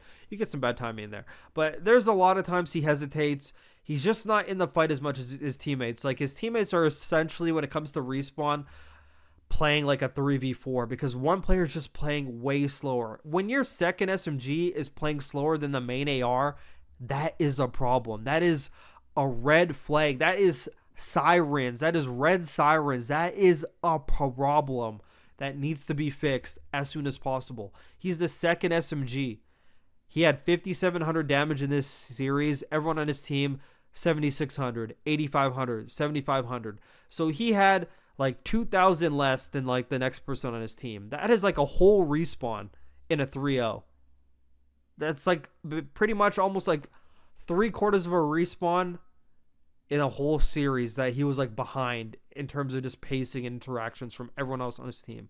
So who's to say if his interactions, I mean, granted they're playing Paris, probably would have lost anyway. But they played the first half of that Colossus map number 1 pretty well, dude. Like they could have maybe actually caught Paris off guard and actually won that map, but then they just collapsed. And then they collapsed and then like they went down. So like you can even like see it here. Like it's like a small sample size, but it's like he's 25 and 28, which is pretty close to everybody, but it's like Abe is 26. Abe has one more kill than him and has 1,000 more damage. Which just leads me to believe that like he's just picking up on like people that are one shot or like something. That's what that strikes to me. Because it's like, how does Abe have 1,000 more than you, but he has like one more kill than you? He has 1,000 more damage. That's like 10 more kills. That's crazy. But yeah. He's lost right now. Like, that's a good point. Yeah, it actually is a great point. Thank you. Also, does it help that Lunars is like legit hot ass? I mean, like you said it, not me, man. But I mean, I don't want to be too harsh on him because like the immediate issue is Legend. And who's to say? Because like I said, the KD doesn't just come down to getting pissed on. It also comes down to what your teammates are doing. And who's to say? Because it is harder to be an AR. So if we want to look at it from both perspectives, if you're an SMG player and your ARs can't get any kills, like that sort of makes your job a bit harder because you have nobody who's locking down fucking lanes for you. But I mean, as an SMG, like you can still kind of make your own magic happen. But look at it from the other perspective. If you're an AR, because Vancouver Surge had this problem last year, and that's why they dropped Nasty. And then when they picked up Neptune, everyone was saying in every post-game interview, man, the map just feels easier because we have a player that's fuck faster and gets kills. So who's to say Lunars does not do better if he has his second SMG doing more? Because his second SMG is matching his pace. So it's like the map's not as open as it should be for like an AR to like lock down lanes because it's like there's not enough pressure happening on the map, you know, because there's a player who's like significantly behind everyone else. So who's to say that doesn't make an AR's job harder? It's not going to make Gwyn's job harder because Gwyn is like a natural born kill whore in a good way and a bad way. So he's always going to be doing good no matter how. When you're a natural born kill whore, it doesn't matter who on your team's performing, you're always going to do well. And Gwyn's that guy. Gwyn is that guy. He's a natural born kill whore. But I mean, he's also like a great player too anyway, but it's more of the other aspect to his game. It's like the intellectual part that maybe is like a bit lacking, but I mean, like for Gwyn, like the skill's always been there. I'm so sorry if I yawn. I mean, I'm not tired. I just like yawn whenever I yap a lot. It's just the way it is. You have to live with it. But yeah, Vancouver debit pace is an issue. That's the first thing I need them to work on, and then we'll see how it is from there. And then we'll see. Legend, Sabri, pick up the fucking pace, and then we'll see how your team does. If your team still does bad, we'll go on to the next issue. But the first issue that you need to take into every scrims, think less. Turn your brain off. Don't think too much. Just hit shit. Just hit the route. Don't think. Hit the direct. Be by your teammates. Get their trades. Read pressure. And we'll see how it goes from there. And then we'll dissect the next issue. Let's take it one issue at a time. Let's not focus on the, oh, like, let's block this spawn, let's block that spawn, because that's not going to matter when there's just a player, like, not moving. It feels like everyone else is, like, significantly ahead of him when it comes, like, the damage and everything. So let's just focus on that issue first. Let's focus on the pacing first, and let's go from there. Lunars per 10 minutes in respawn last year was abysmal and was 60th in hill time. Legit uses in BO6, and he's picking up right where he left off. He's too slow of a player for this title. You could say that. I mean, I've never been high on him at all. I don't even know how he got onto this team. I'm pretty sure he got onto this team because he's like a nice guy. That's the only thing I can imagine. They were trying to surround Legend with like good players, and I see the way that they talk to him too. Like they talk to him very nice. Like they coddle him, and that's great because you're not trying to be like, dude, you actually suck. You're not doing anything. You don't want players around like that. So I'm sure all these are players that didn't really have another choice, and like they're on this team and they're just trying to like make the most of it. But yeah, I've never rated him. I haven't even seen a glimpse. So like usually when like a player does bad, you usually see a glimpse of like why they should be in the league. I don't know what that glimpse is like for Lunars. I've never seen that yet. Even on LAG or not, no matter what bad team you're on, okay? It doesn't matter what bad team you're on. There's got to be a glimpse. There's got to be something. Scrap, I remember talked about it. I remember like the flank. There's like a flank episode in MW3 where Exceed was going off like, there's no chances. Like, no matter what you do, you just can't da-da-da-da. And I remember Scrap chimed in, and he's just like, dude, it doesn't matter what bad team you are. You just have to try to be undeniable. You just have no choice. You have to go out of your way to be undeniable. If you're not, then you're just not good enough. Like, you know, if you can't at least do something. And being undeniable is not dropping like a 1.4, but just being able to play good and do good, regardless of your bad situation, and at least be like the shining light in a situation. That's basically what he means. Not one time have I ever thought, this guy's the shining light. But I don't know. That's just me. If they had like a different AR, I feel the team actually probably would have been way better, but that's on top of Legend, who needs to speed up. So, yeah. Definitely some pacing issues there, but I mean, it was just a 3-0.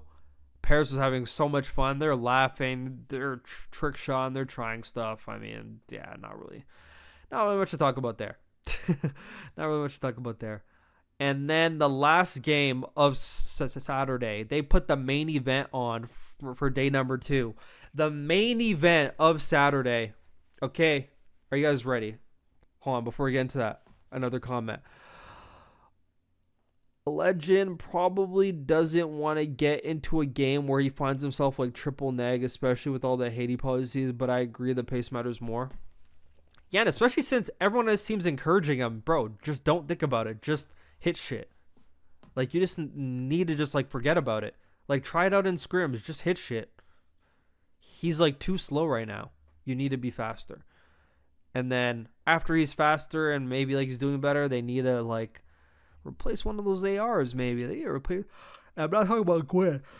I think Gwyn and Abe are actually great pieces. I think if you replace the Lunars with, like, a better AR, like, I'm thinking... Who am I thinking? I'm thinking even Diamond Con, bro. Give me somebody. Give me Yuli, even though he's on SMG. Give me someone better. Like, give me someone better. The team probably is, like, way better, you know? But now we're getting into the main event of Saturday.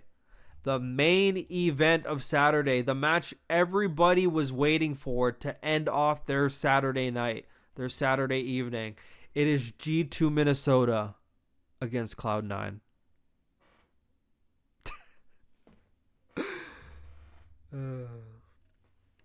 G2 Minnesota against Cloud9.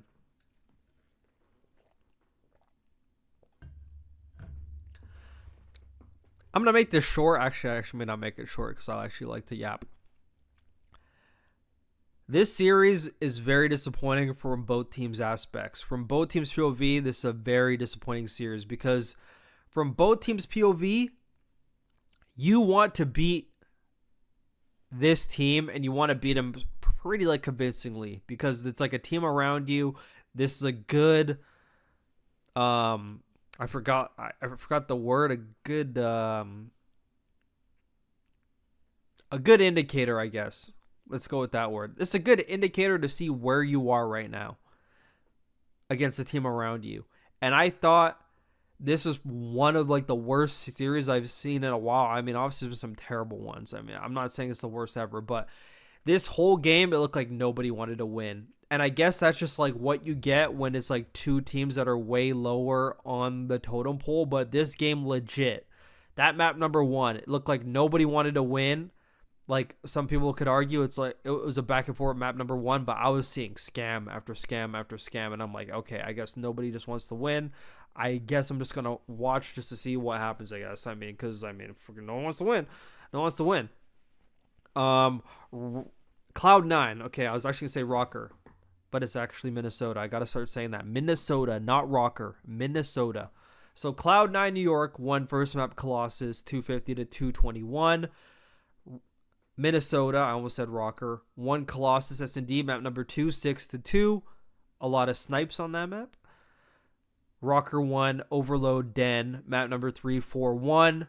Cloud9 won Scar Hardpoint 250 to 225, and then Rocker won Scar S&D 6 to 3. Yeah, just a series looked like nobody wanted to win. Cloud9, if you can't beat Rocker, I mean, it's looking pretty bleak for you against like the rest of the league. That's all I got to say. Even in the hard points that they won, they weren't that convincing, but it is nice to win both hard points. It gives you some confidence. The hard point wasn't looking that convincing. The S&D not looking convincing at all because they lost both of them.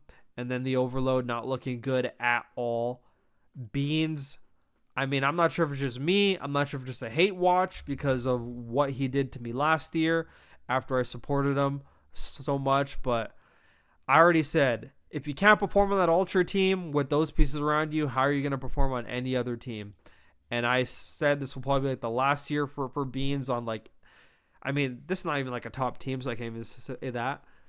But yeah, before you know it, he's going to be back in EU Challengers. Like, it's like on that type of level. Like, before you know it, this guy's going to be back in EU Challengers. It just unconvincing for some reason.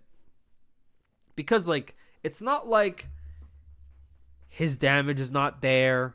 It's not like, Actually, I guess that's all I could say. It's not like the damage is not there. But for some reason, I don't like his pace and I don't like the way he plays. I just like don't like it anymore. I guess you could get away with that in MW2, but after that, I mean, just uninspiring gameplay all the time from him. I'm just not convinced. And the thing with Reese is, Reese, I thought the world of as an SMG player. And then I think he got bullied into an AR like last year because everyone's like, oh, you make too many 6 with SMG or something like that. I was like, ridiculous. This guy's like actually so smart as SMG. Ever since he moved to the AR, he's just a consistent 0.9. It's like he will never, ever with an AR have like a takeover like series. And I'm not sure if that's a good quality or that's a bad quality because he plays the game for the most part pretty correct, but he's not an X factor. He's not an X factor in slaying. And I feel like this team, I talked about it before, even in my podcast with the Cloud9 head coach, which I highly recommend you guys go take a gander at. My podcast with the Cloud9 head coach went through his whole career. It was like 2 hours and 45 minutes. It was great. But, you know, I was a stuttering fucking giant in that fucking thing. I'm actually so disappointed about that. This team, the win condition is the AR, or is the SMGs. Like, the ARs are never going to both fry. The ARs are never going to win them the series. This literally comes down to Afro or Mac. And this scoreboard is a perfect description of everything I think. It's like, Reese is always going to be like that 0.98. Like, not doing bad, but not doing super great. But he's never going to give you takeover. He's never going to give you that, like, he's never going to give you that pressure that you need. He's just a very, like, I feel like the balance with the ARs they have is like the same issue that Ultra had last year with Beans and Insight. It's like too slow ARs because you would think Reese is going to be super fast with the AR, but it's like, if you're an SMG player transitioning over to an AR, there's like a period of time where it's like you're so used to playing fast that you think that when you have the AR, you just play slower. And you just play slower for a while and you think it's like the right way to play. So you're not used to like, you're not super comfortable with the AR playing super fast. And I think Reese has been in that sort of area where it's like he's not super fast, but he's not like an Insight slow. And he's just like an average 0.9 who's not going to like super duper do anything, but he is going to play like right for the most part. And it's just not sustainable, especially in the Call of Duty League. It's sustainable in challengers, you know, when you're playing against that level of competition, but the second you go up against the optics or whatever, you're just going to get smacked around. And I mean, they got smacked around by Rockers, so I mean, you know, very uninspiring. Like that AR duo, I mean, I just like, Afro and Mac are such a good SMG duo. Like that just looks so great, but it's like, the ARs just take you out of it. I know Reese is there because he came with Mac. Not sure if they're a package deal or whatever, but I would have chalked that and I would have been like, dude, I gotta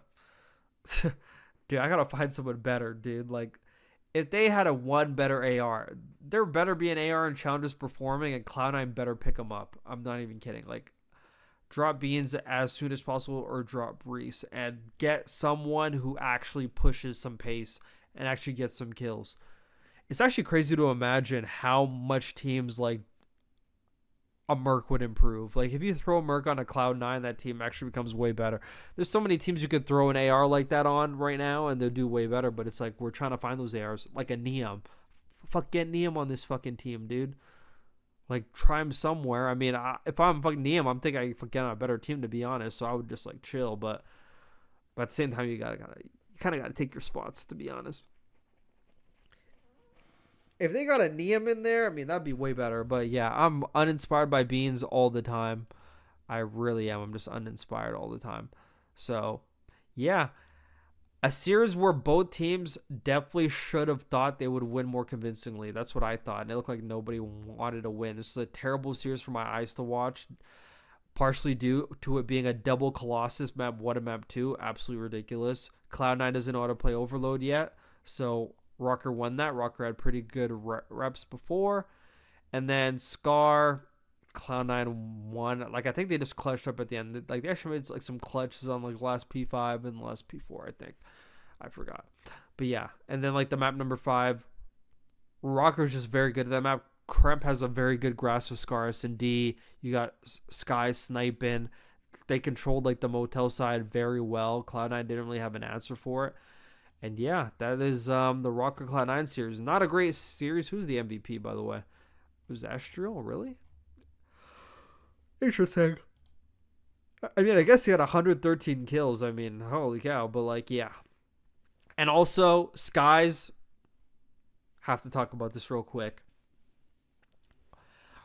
A lot of players, for some reason, I feel like a lot of players bring their bad habits year after year and like don't change anything.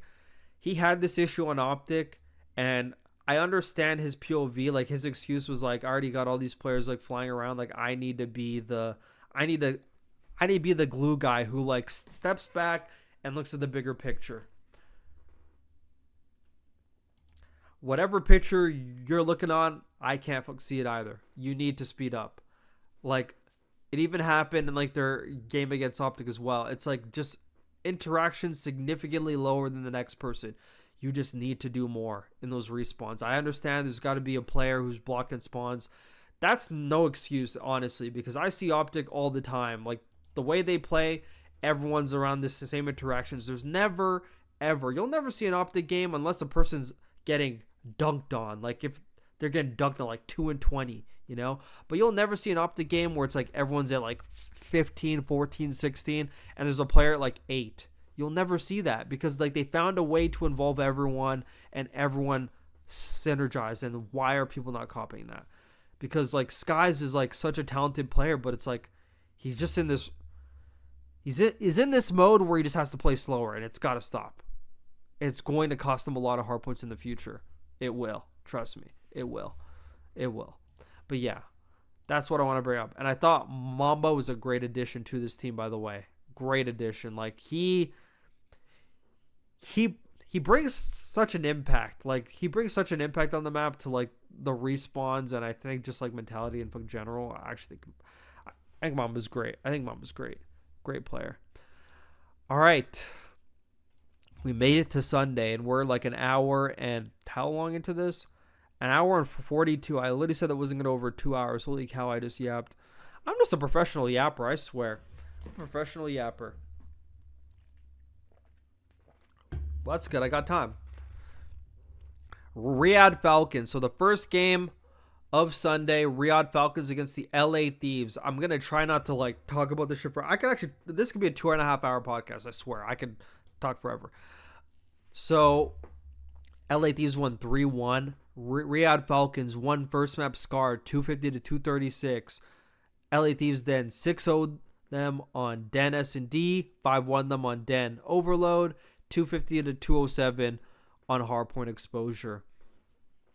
So the key takeaways from this series for me is it looks like the Falcons put all their practice effort into Hardpoint and none into the other modes. Like, it's very telling to tell. Their S&D dynamic is off. So like, I made a tweet, and I'm going to pull my tweet again. So I said, quite very simply, Kismet should not be sniping. Celium should. Falcons have no strats, no diversity, no teamwork. S&D looks shameful. Definitely put all their practice effort into Respawn. Okay, so yeah. So first of all, why is Kismet sniping? Okay, that's my first question. The snipe should always go to like the slowest player on the team or like the main AR on the team. That's what I think. Kismet should be the bomb carrier because it's like, it shouldn't be Exit or AG. Like, they should be able to go make plays. Kismet is he's the no-brainer for the person that takes the bomb. But instead he's sniping. And when he snipes, MC now plays slow. So that dynamic is completely chalked. Why not give MC the sniper, which kind of forces him to play a bit faster, you know, because you have to like get to some points and hard aim some stuff. And then Kismet, Xnit, and Pred all going together doing some, or AG on an island and Xnit and Kismet working a bomb, you know? That should be the dynamic in S&D, and I'm surprised like Kismet's even sniping. And it's like, you don't have to snipe, by the way. You actually don't have to snipe. You know, snipe's not mandatory, by the way, just so people understand. The snipe's not mandatory.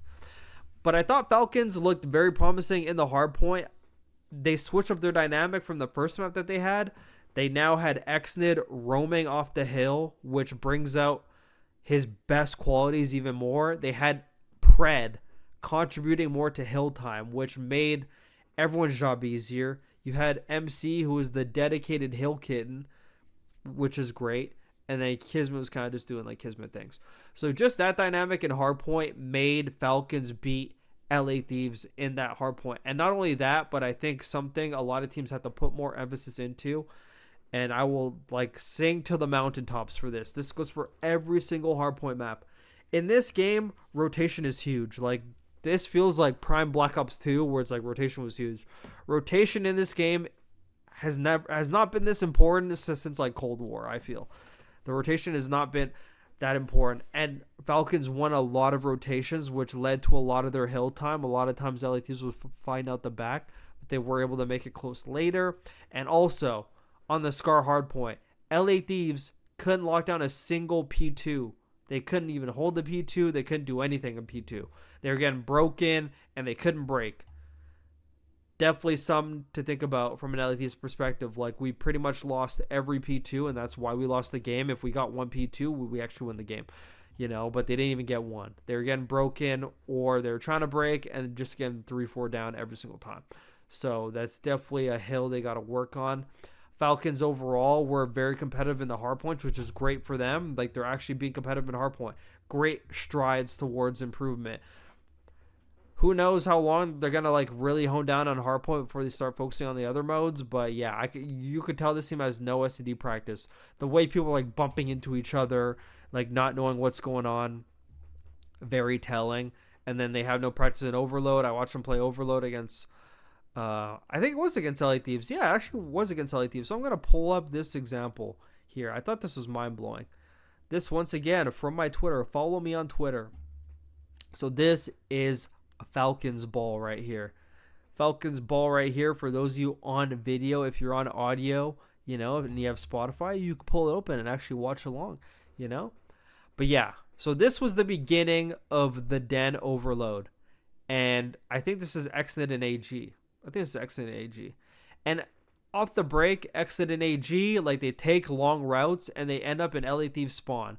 And they pretty much leave their other two teammates to fight everybody.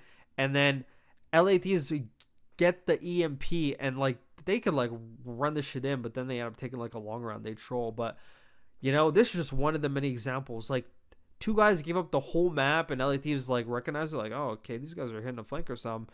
And then you left two guys ISO'd and they both died and you almost like lost the cap off of that. So that's just one of the many examples that Falcons like just don't have any practice or any strats or any teamwork going in that game mode, and in S&D as well. Hardpoint's pretty much the only thing it looks like they actually worked on. I'm pretty sure that's probably what the case is. But yeah, it was a nice ember. It was a nice ember glimpse from like the perspective of the Falcons to like have this be competitive in the hardpoints, because who knows, could have went map number 5. Who knows what would have happened. From the LA Thieves perspective, carry on what I was talking about for hours earlier. I love the compensation within this team. Everyone is contributing in different ways. I saw Hydra on bomb. Great. Like, everyone is like just like doing stuff. It's great. It's honestly great. I love it. And they're starting to find a balance between themselves. I thought Kenny actually played a great game. Granted, it is against like the Falcons, but he played a great game. And he's showing signs of confidence. Like, it looks like he's kind of getting his confidence back. I mean, how could you not be confident with a team like this? But he is looking very confident. He's great in the comms right now, and he's quote-unquote playing good. We'll see how he does against other competition, to be honest. Like, that's what really does matter. But, yeah. I'm very proud of LA Thieves for the strides that they made on the teamwork aspect. I'm not going to lie. Very, very happy with that. And Kismet obviously didn't have the best of series. My bad is Ayan again. He didn't have the best of series, but yeah, that's pretty much why like Hydra like dropped him, if you're curious, because there's just like random times you just drop at 0.7. It's like, why? You know, it's like, why? But yeah, that is the LA Thieves Falcons series. Not going to spend too much time on it. I probably could. I might have to start like actually cutting this for like talk about the Friday matches, talk about the Saturday, talk about the Sunday, exactly like the Flank does, like instead of doing them all at once. But we're on the final 2 games, so yeah, we're on the final 2 games. Let's go. So I take a sip of my water.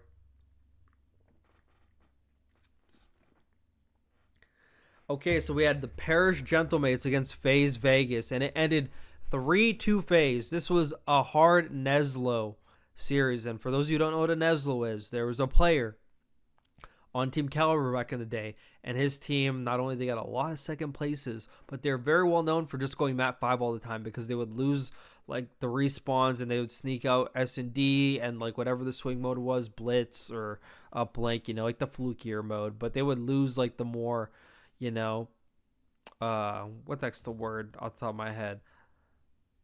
It's not consistent. There's another word, but anyways, they would lose like the more like consistent respawns. And yeah, so that's pretty much what FaZe did. They nuzzled them. Paris won first map, Dan 250 to 149. FaZe won Scar S&D 6-3. They won Exposure, Overload 6-1. Incredible game that was from the FaZe Vegas perspective. Paris had no answers. Exposure, Hardpoint, Paris won 250 to 130. And then map number 6, Dan S&D, FaZe Vegas won 6-0.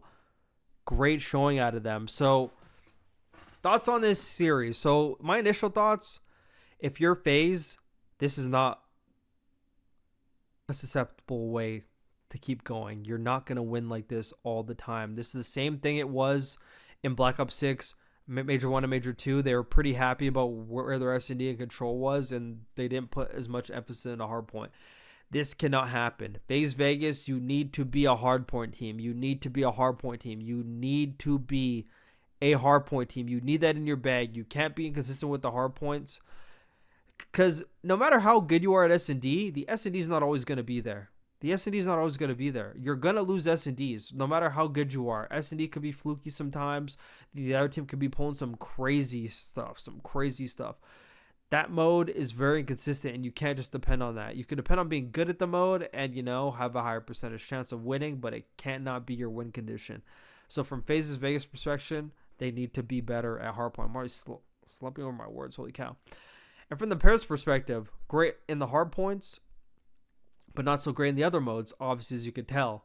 I don't know what happened to their overload, because they were pretty good at S&D and overload, especially in the Caisson tourney and even like the monster tourney as well. Like, but they got even better during the Caisson tourney. Like, every mode looked pretty good for them. I'm not sure if it's because like they were feeling like they're playing down to FaZe. I mean, that'd be ludicrous if that was like the case. Yeah, I mean, I think it's more of an anomaly than like they're under practice, because I think they're practiced the exact same amount as FaZe Vegas. I think just had an off day in the office, and partially I also think FaZe Vegas just came off of a crazy exposure overload against LAT where they were down 4-1 and they brought it back. So like they're now thinking, oh my God, like we know how to play this shit. Like we should have won.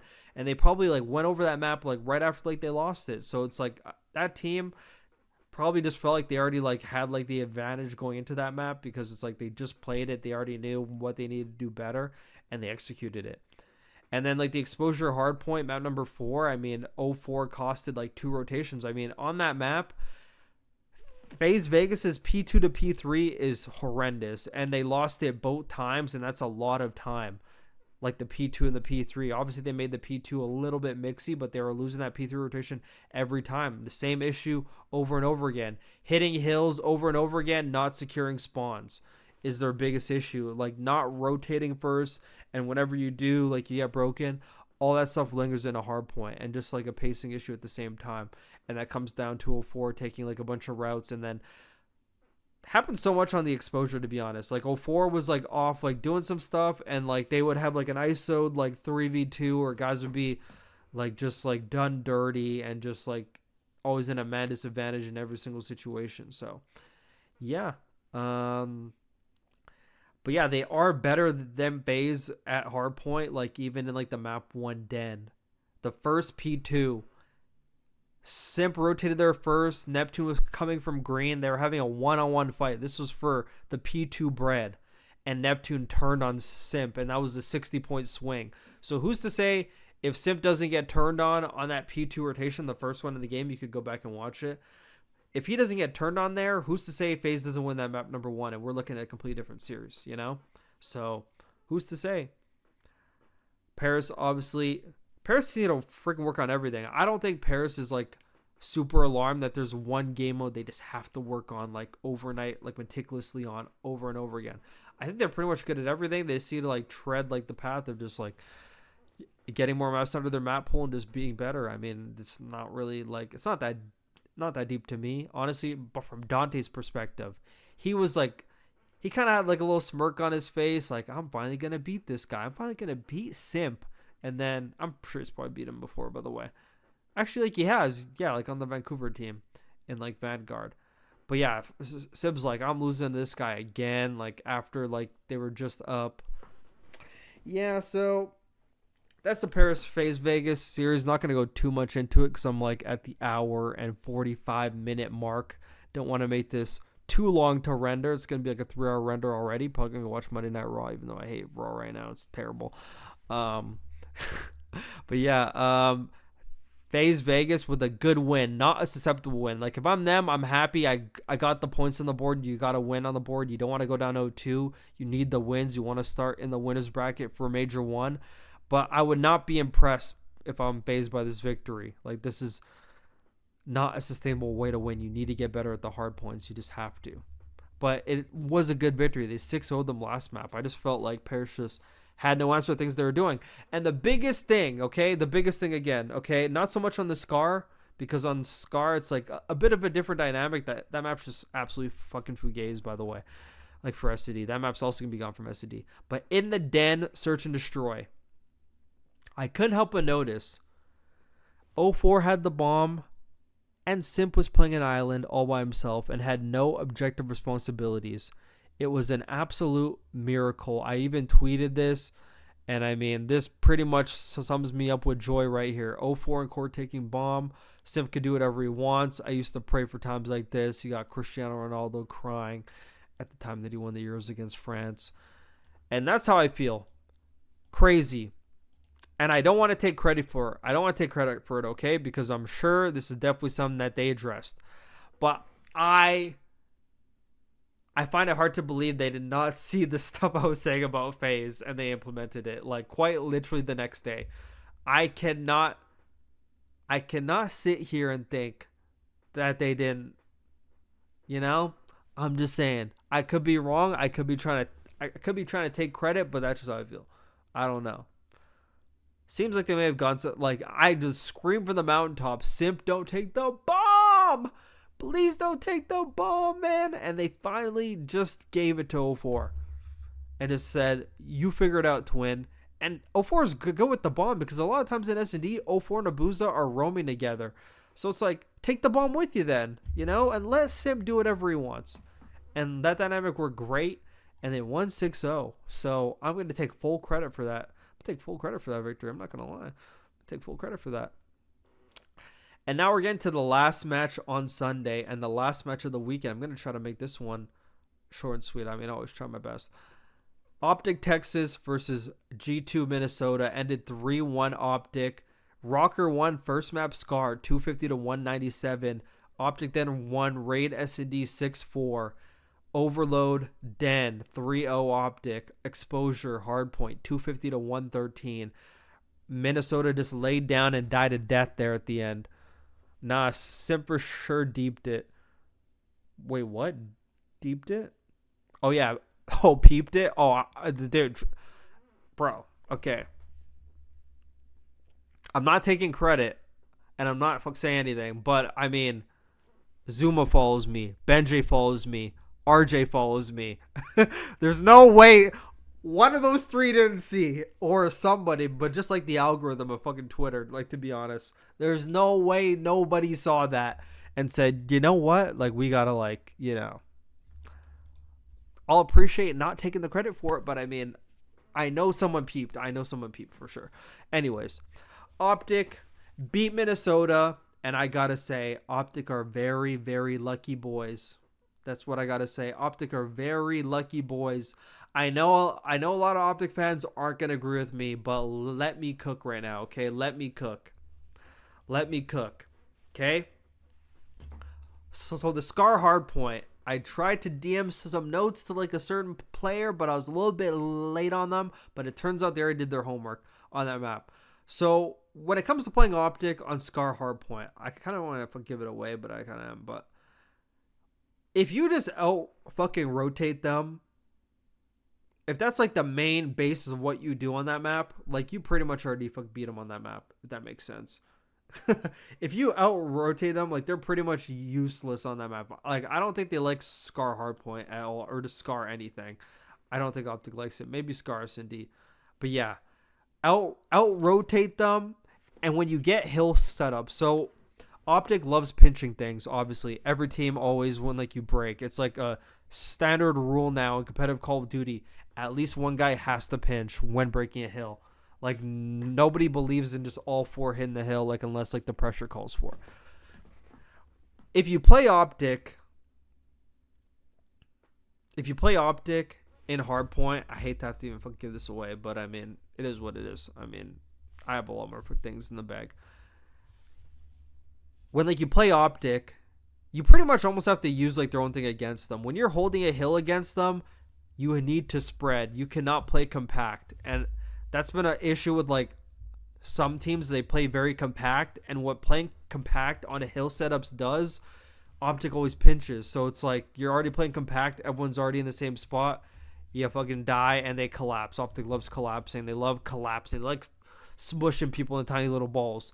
The second you start playing spread on hill setups, so like for example, P3 on Scar, like the airplane ditch, I think a Rocker had it. They had the guy on the plane, they had the guy on the hill. The guy in mid was like spread, so like he could not get pinched. And he was able to catch the guy pinching, you know?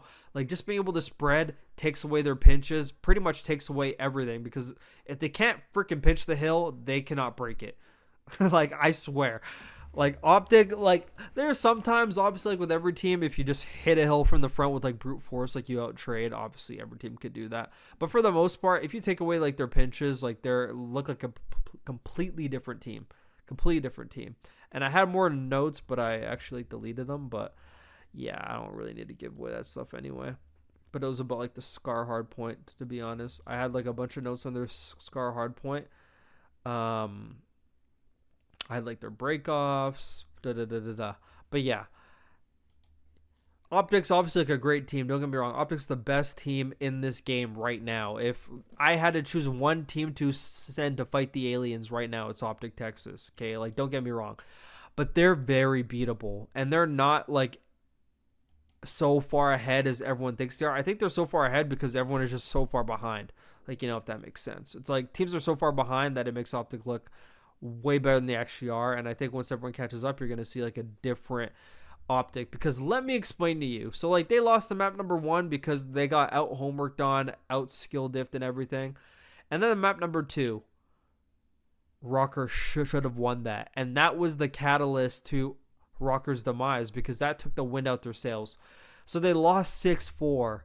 There was a round where Kremp was like basketball court and someone flew down and Kremp like stop shooting. Like that gunfight is like something I do in like pubs sometimes. It's like when you're shooting at someone and you're kind of overconfident that you get lazy and you kind of like are not so focused on shooting them anymore, and you kind of just like lose your aim a bit. That was Kremp in like that gunfight in basketball court. He lost that because he like almost like stopped shooting and like stopped aiming. He lost that, and then they lost that round. And then there was 2 Merc clutches, 2 1v2 clutches. The first one, Sky just gets like a person up on, I think it was like Dash or whatever, because it's a 2v2. He gets them. He goes like backwater, like they planted B, but by the way, they planted B and he's going like top, like whatever you want to call like that place. He gets Dashy. Merc comes right in, hops right on it, and no one checks because everyone was like so scared. Like Merc has like an aura to him, I guess. And I even actually made this tweet too. You know, whenever like you compliment Optic, everyone fucking likes it. Everyone has nothing bad to say about it. So I said, Merc has aura. Both 1v2s he was left in, Rocker was scared to even move. Bro just walked in for easy clutches. That was pretty much Merc in those 1v2s. Both 1v2s or 2v1s, Minnesota should have won. Like, should have. Like, not, like, bar none should have won. The first one, no one checked the bomb. There's 22 seconds left. Skies, if you go up top and you peep the bomb and you die, your teammate's right behind you, and now you know where the guy is. So you could either instantly go reach out and he's not going to expect another person to be there, or you chow and he's not on the bomb, and at least you know he's not on the bomb and you're still alive. You know, one person had to, like, check it right away, like, right after that, and no one checked it. They both just, like, hid back, and then he got, like, ninja diffused on. And then Optic won that round. So it's like you add that round into the other 1v2 they had where now Minnesota planted B. I believe it's B. I hope I'm not getting like the bomb sites confused. Whichever one is like on the water side. They plant the bomb. And then they take 2 solo fights. Actually, no. Like they didn't take a solo fight. Okay, it was a 3v2. It wasn't a 2v1. It was a 3v1, I think. It was a 3v1. Okay, yeah, never mind. It was a 3v1, I think. I forgot. I should pull it up, but I don't know what round it is. A Merc. Wait, actually, it's probably on here. It's probably on there. Merc 1v2 for Matt Point. Merc 1v2. Hook wins massive gunfight. Merc ninja defuse. Okay, it was a Merc 1v2. Okay, so we're going to pull it up here. Shout out to GG Breaking Point for clipping this. So, Rocker is defending. Wait. Oh, he planted the bomb. I forgot. Oh my. I thought it was a 3v1. Hold on. Okay. I'm actually going to pull up this round. I actually have to get to the bottom of this. I got to get to the bottom of this. Okay. So Merc planted the bomb. Actually, no, it was Hook. Hook planted the bomb. Okay, so it was a 2v2 and Hook plants and he dies. And then it's Merc. Okay, it's Merc here. And Merc goes to the water steps with the bomb planted B. He sees no one's there. Merc wraps all the way around the back spawn. And freaking Minnesota's not hopping it. They're not, they just kind of gave up the back. There definitely should have been a person up in the back the whole time, but they also have to check basketball court. But Merc clutches that one as well. Not as glaring as like the first one. Honestly, if they literally won the first one, they literally should have won. And like the Kremp gunfight as well. But just like clutches Merc was getting that he should not have been getting, and they lose that map. And let me tell you, so like I made this point before about like the Ravens. Not gonna lie, Merc got insane timing for that ninja defuse. He stretched the bomb too. 4-3 round. Now it was 3v2 Optic, and then it was a 1v2. Okay, yeah, good to know. Yeah, but I could give him like the second one because that was like a good route. He like checked from water steps and then he wrapped all the way around back spawn. Like that's a good route. But that other one, when like all Minnesota had to do was check the bomb and they just didn't check it, just like not cash money at all. So Rocker should have been up 2-0, but let me tell you something about bad teams. Is like when bad teams feel like they should have won a map and then they don't, it just takes the wind out the sails. And then it's exactly like Kremp said. I'll even go on Kremp's tweet. This is exactly what I thought happened. And it did. It's like everything I say is being echoed and spoken into existence. Kremp says GG's Optic lost 3-1, trolled the S&D, and then let them do whatever they wanted after that. Pretty much, like they just got deflated. Like, man, we should have won that map. Now it's 1-1, and we're going into Optics like best overload map, and then lost 3-0. Rocker had no idea what to do on that overload. They're playing haram ball, honestly, like just not good. And like Skies needs to like take into account how like his speed actually affects the team. So if you take a look at the map number 1 where they won 250-197, he's got like 30 kills. He's fucked 30 and 21.5. The fourth map, only 10 kills in the whole game. That was like 2.5 rotations, 2 kills. Not good. Not good. Not sustainable. Not getting enough kills. I know you're playing against Optic as well. I mean, Optic's like freaking dominating. Dash had a 2.23 in this map. But yeah, pretty much Rocker got deflated after map number 2 and then had Optic's best overload map. Rocker doesn't know how to play that map. I mean, there's a lot of teams that don't know how to play that map. I think for the first minute and a half, Rocker was good at that map. And then like they fell off a cliff after that. And then the exposure, Optic won because all the win was already out of Rocker's sails. So they just skill diffed them. And that was pretty much the match. From Rocker's POV, it's good that you're competitive against these teams. It's always like a good sign. I'm just thinking Rocker is going to like digress at some point and they're going to go like sink into that bottom half and not really show out. But I think Mamba's like a big piece of like why they're playing like really good and still hanging in there and showing signs of life. So I think that's great out of Mamba. But the team needs to figure it out. And Mamba seems very sure about himself. Can't wait to see those cowboy boots on the main stage, to be honest, as well. They can be fire. But yeah. Another routine win from Optic. They did get lucky. Like, I am going to say that. And some I also want to say as well, because I was also beefing on Twitter about this too. So I'll actually pull that up too. So Ronnie Intel tweets, is Shotzi drunk? And then I say, take away his pinches and he's useless. And look at everyone get offended. Okay, bro. 3-time world champ. Lol. No way. This is your take. ... Useless 3-time world. Okay. First of all, I don't care if someone is a 3-time world champ. Okay. And that picture absolutely scares me, by the way. That picture scares me. I don't care. This is why Kenny laughed at you all year. I didn't even see that comment because I don't even pay attention to my notifications. I don't care if Shotzi's a 3-time world champ. It doesn't mean he does not play bad or have things that he's bad at. That raid S&D was a perfect example. Shotzi went like, what the heck did Shotzi go at map? He went 3-9, but he was like 1-8 at one point. Every round he was trying to go for a late pinch, and Minnesota kept reading it. And I'm just like, that's all he does in S&D, and everybody knows. First time chatter, Greenwall going down. That has to be an Optic. That has to be an Optic personnel on a ringer for sure. That has to be somebody from Optic on a ringer. I'm on to you guys. I'm on to you guys. I swear to God, I'm on to you guys. No, I'm gonna let you guys have like these qualifier matches. Like the real big thing is the majors. Like that's the real big thing we're gonna get to. Is it just me or does Hook look just a tad uncomfortable these first 2 matches? His per 10 minutes stats and hold time and respawns being low isn't that uncommon, but it seems pretty slow so far. I would not look too much into it just because of the level of competition that they had. I mean, granted, Rocker did put up somewhat of a fight, but they were playing Falcons or they're playing Rocker, just like not really good teams. And like sometimes when you're playing like bad teams, like you don't really have to like do that much, and you just kind of like get through the series as opposed to like performing. You just kind of get through because everyone else is frying. It is what it is. I think that's honestly what it is. I don't think he's in a slump.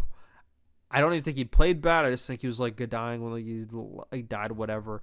But I just think it was like a matter of they're just playing a team that they're way better than, and other people were just doing things, and he didn't really have to do that much. I think that's honestly all it came down to.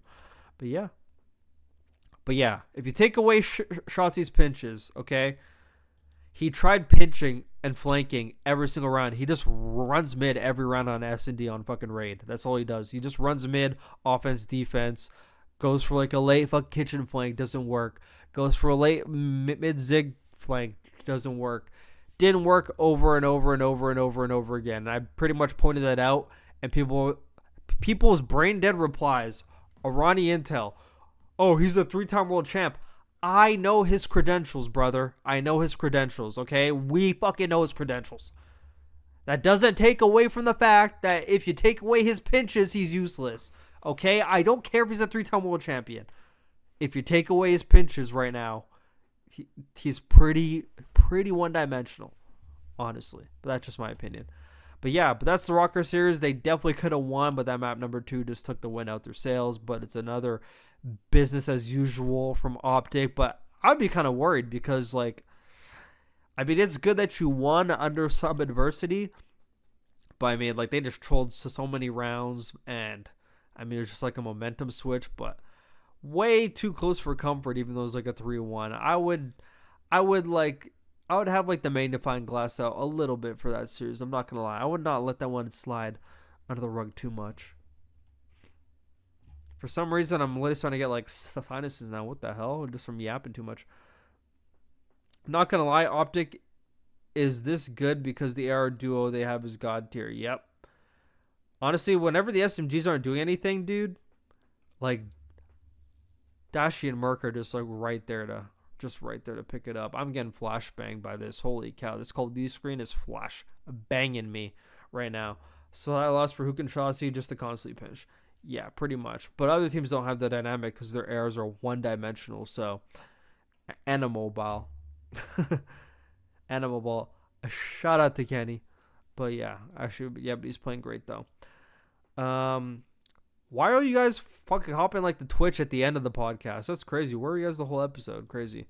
But appreciate you guys for tuning in. If you guys have any Amazon Primes, I'll take that. And also, I will be going to Major 1 in Dallas, most likely. All depends on December. Like, we'll see what December brings, but I will most likely be going to that Major 1, and I'm going to see all you Green Wall fans there. I'm going to see y'all there. That's all I'm going to say. I'm going to see y'all there. But yeah. If you want to see me at the Major, and, fucking just throw me an Amazon Prime, are you going to square up with Sib and Ken? No, like, I'm too big for that. I'm too big for that. Nah, I can't wait. I can't wait, bro. If I run into Ken and Dante, that's going to be hilarious. I mean, like, I'm not going to be like, hey, what the, like, there's not really anything to say. It's like more if they call me out on something, I'll just be like, yeah, well, I mean, like, your ass. So, I mean, like, I'm not going to go back on my words or anything. I'm like, yeah, Kenny, like, I should wear a mobile, like, I mean, not really much to say. And also, to everyone on Twitter who tweets bad things in my reply, as you could tell from my notifications, I don't open them. But also, and nobody's gonna convince me I do not know ball. I put a lot of I've done my time. Like, let's just say that I've done my time. That's all I'm gonna say. And I'm very sure of myself and my knowledge. And everyone that says anything negative, I wish you guys knew how much I don't care. I just like if only you knew, because I swear people are trying to tell me stuff to try to convince me I don't know, but like, I don't care. Okay, but anyways, but that's my point. Gonna do predictions for next week. I mean, this Friday's a banger. I mean, I should ask like to get on the flank for this because I don't think anyone's gonna want to actually cover this. So I should ask to get on that. So we're gonna have Riyadh Falcons against Carolina, G2 Minnesota against Boston Breach, and Vancouver against Toronto Koi. So we're going to get a Canadian classic, but it's not going to be a Canadian classic like the old one that's actually good. This one's going to be probably more of a one-sided Canadian classic, probably favoring the East of Canada a bit more, to be honest. But my predictions for these Friday matches, since we're already on them, I am going to go Carolina, Boston, and Koi. So pretty much everyone on the right side. Carolina, Boston, and Koi. Those are my picks. I'm not getting flashbang no more. I'm putting that away. But I'm going to put an end to the podcast, and then, yap to the stream a bit longer. But thank you guys for listening to this episode of the Borito Talk podcast. On Spotify, Apple Podcasts, YouTube, all the good stuff. Hit a drop shot on that follow button. I gotta stop saying that. It's so corny. That's literally so corny. But I got some guests coming on in the future. We're going to keep these recaps of the weekend going. I may space them out just so they're not all to 2 hours and 20 minutes, to be honest. But yeah, I am your number one CDL ESPN analyst / content creator in the world. This has been Burrito. Thanks for tuning in. Bada boom, bada bye. We'll see you next time.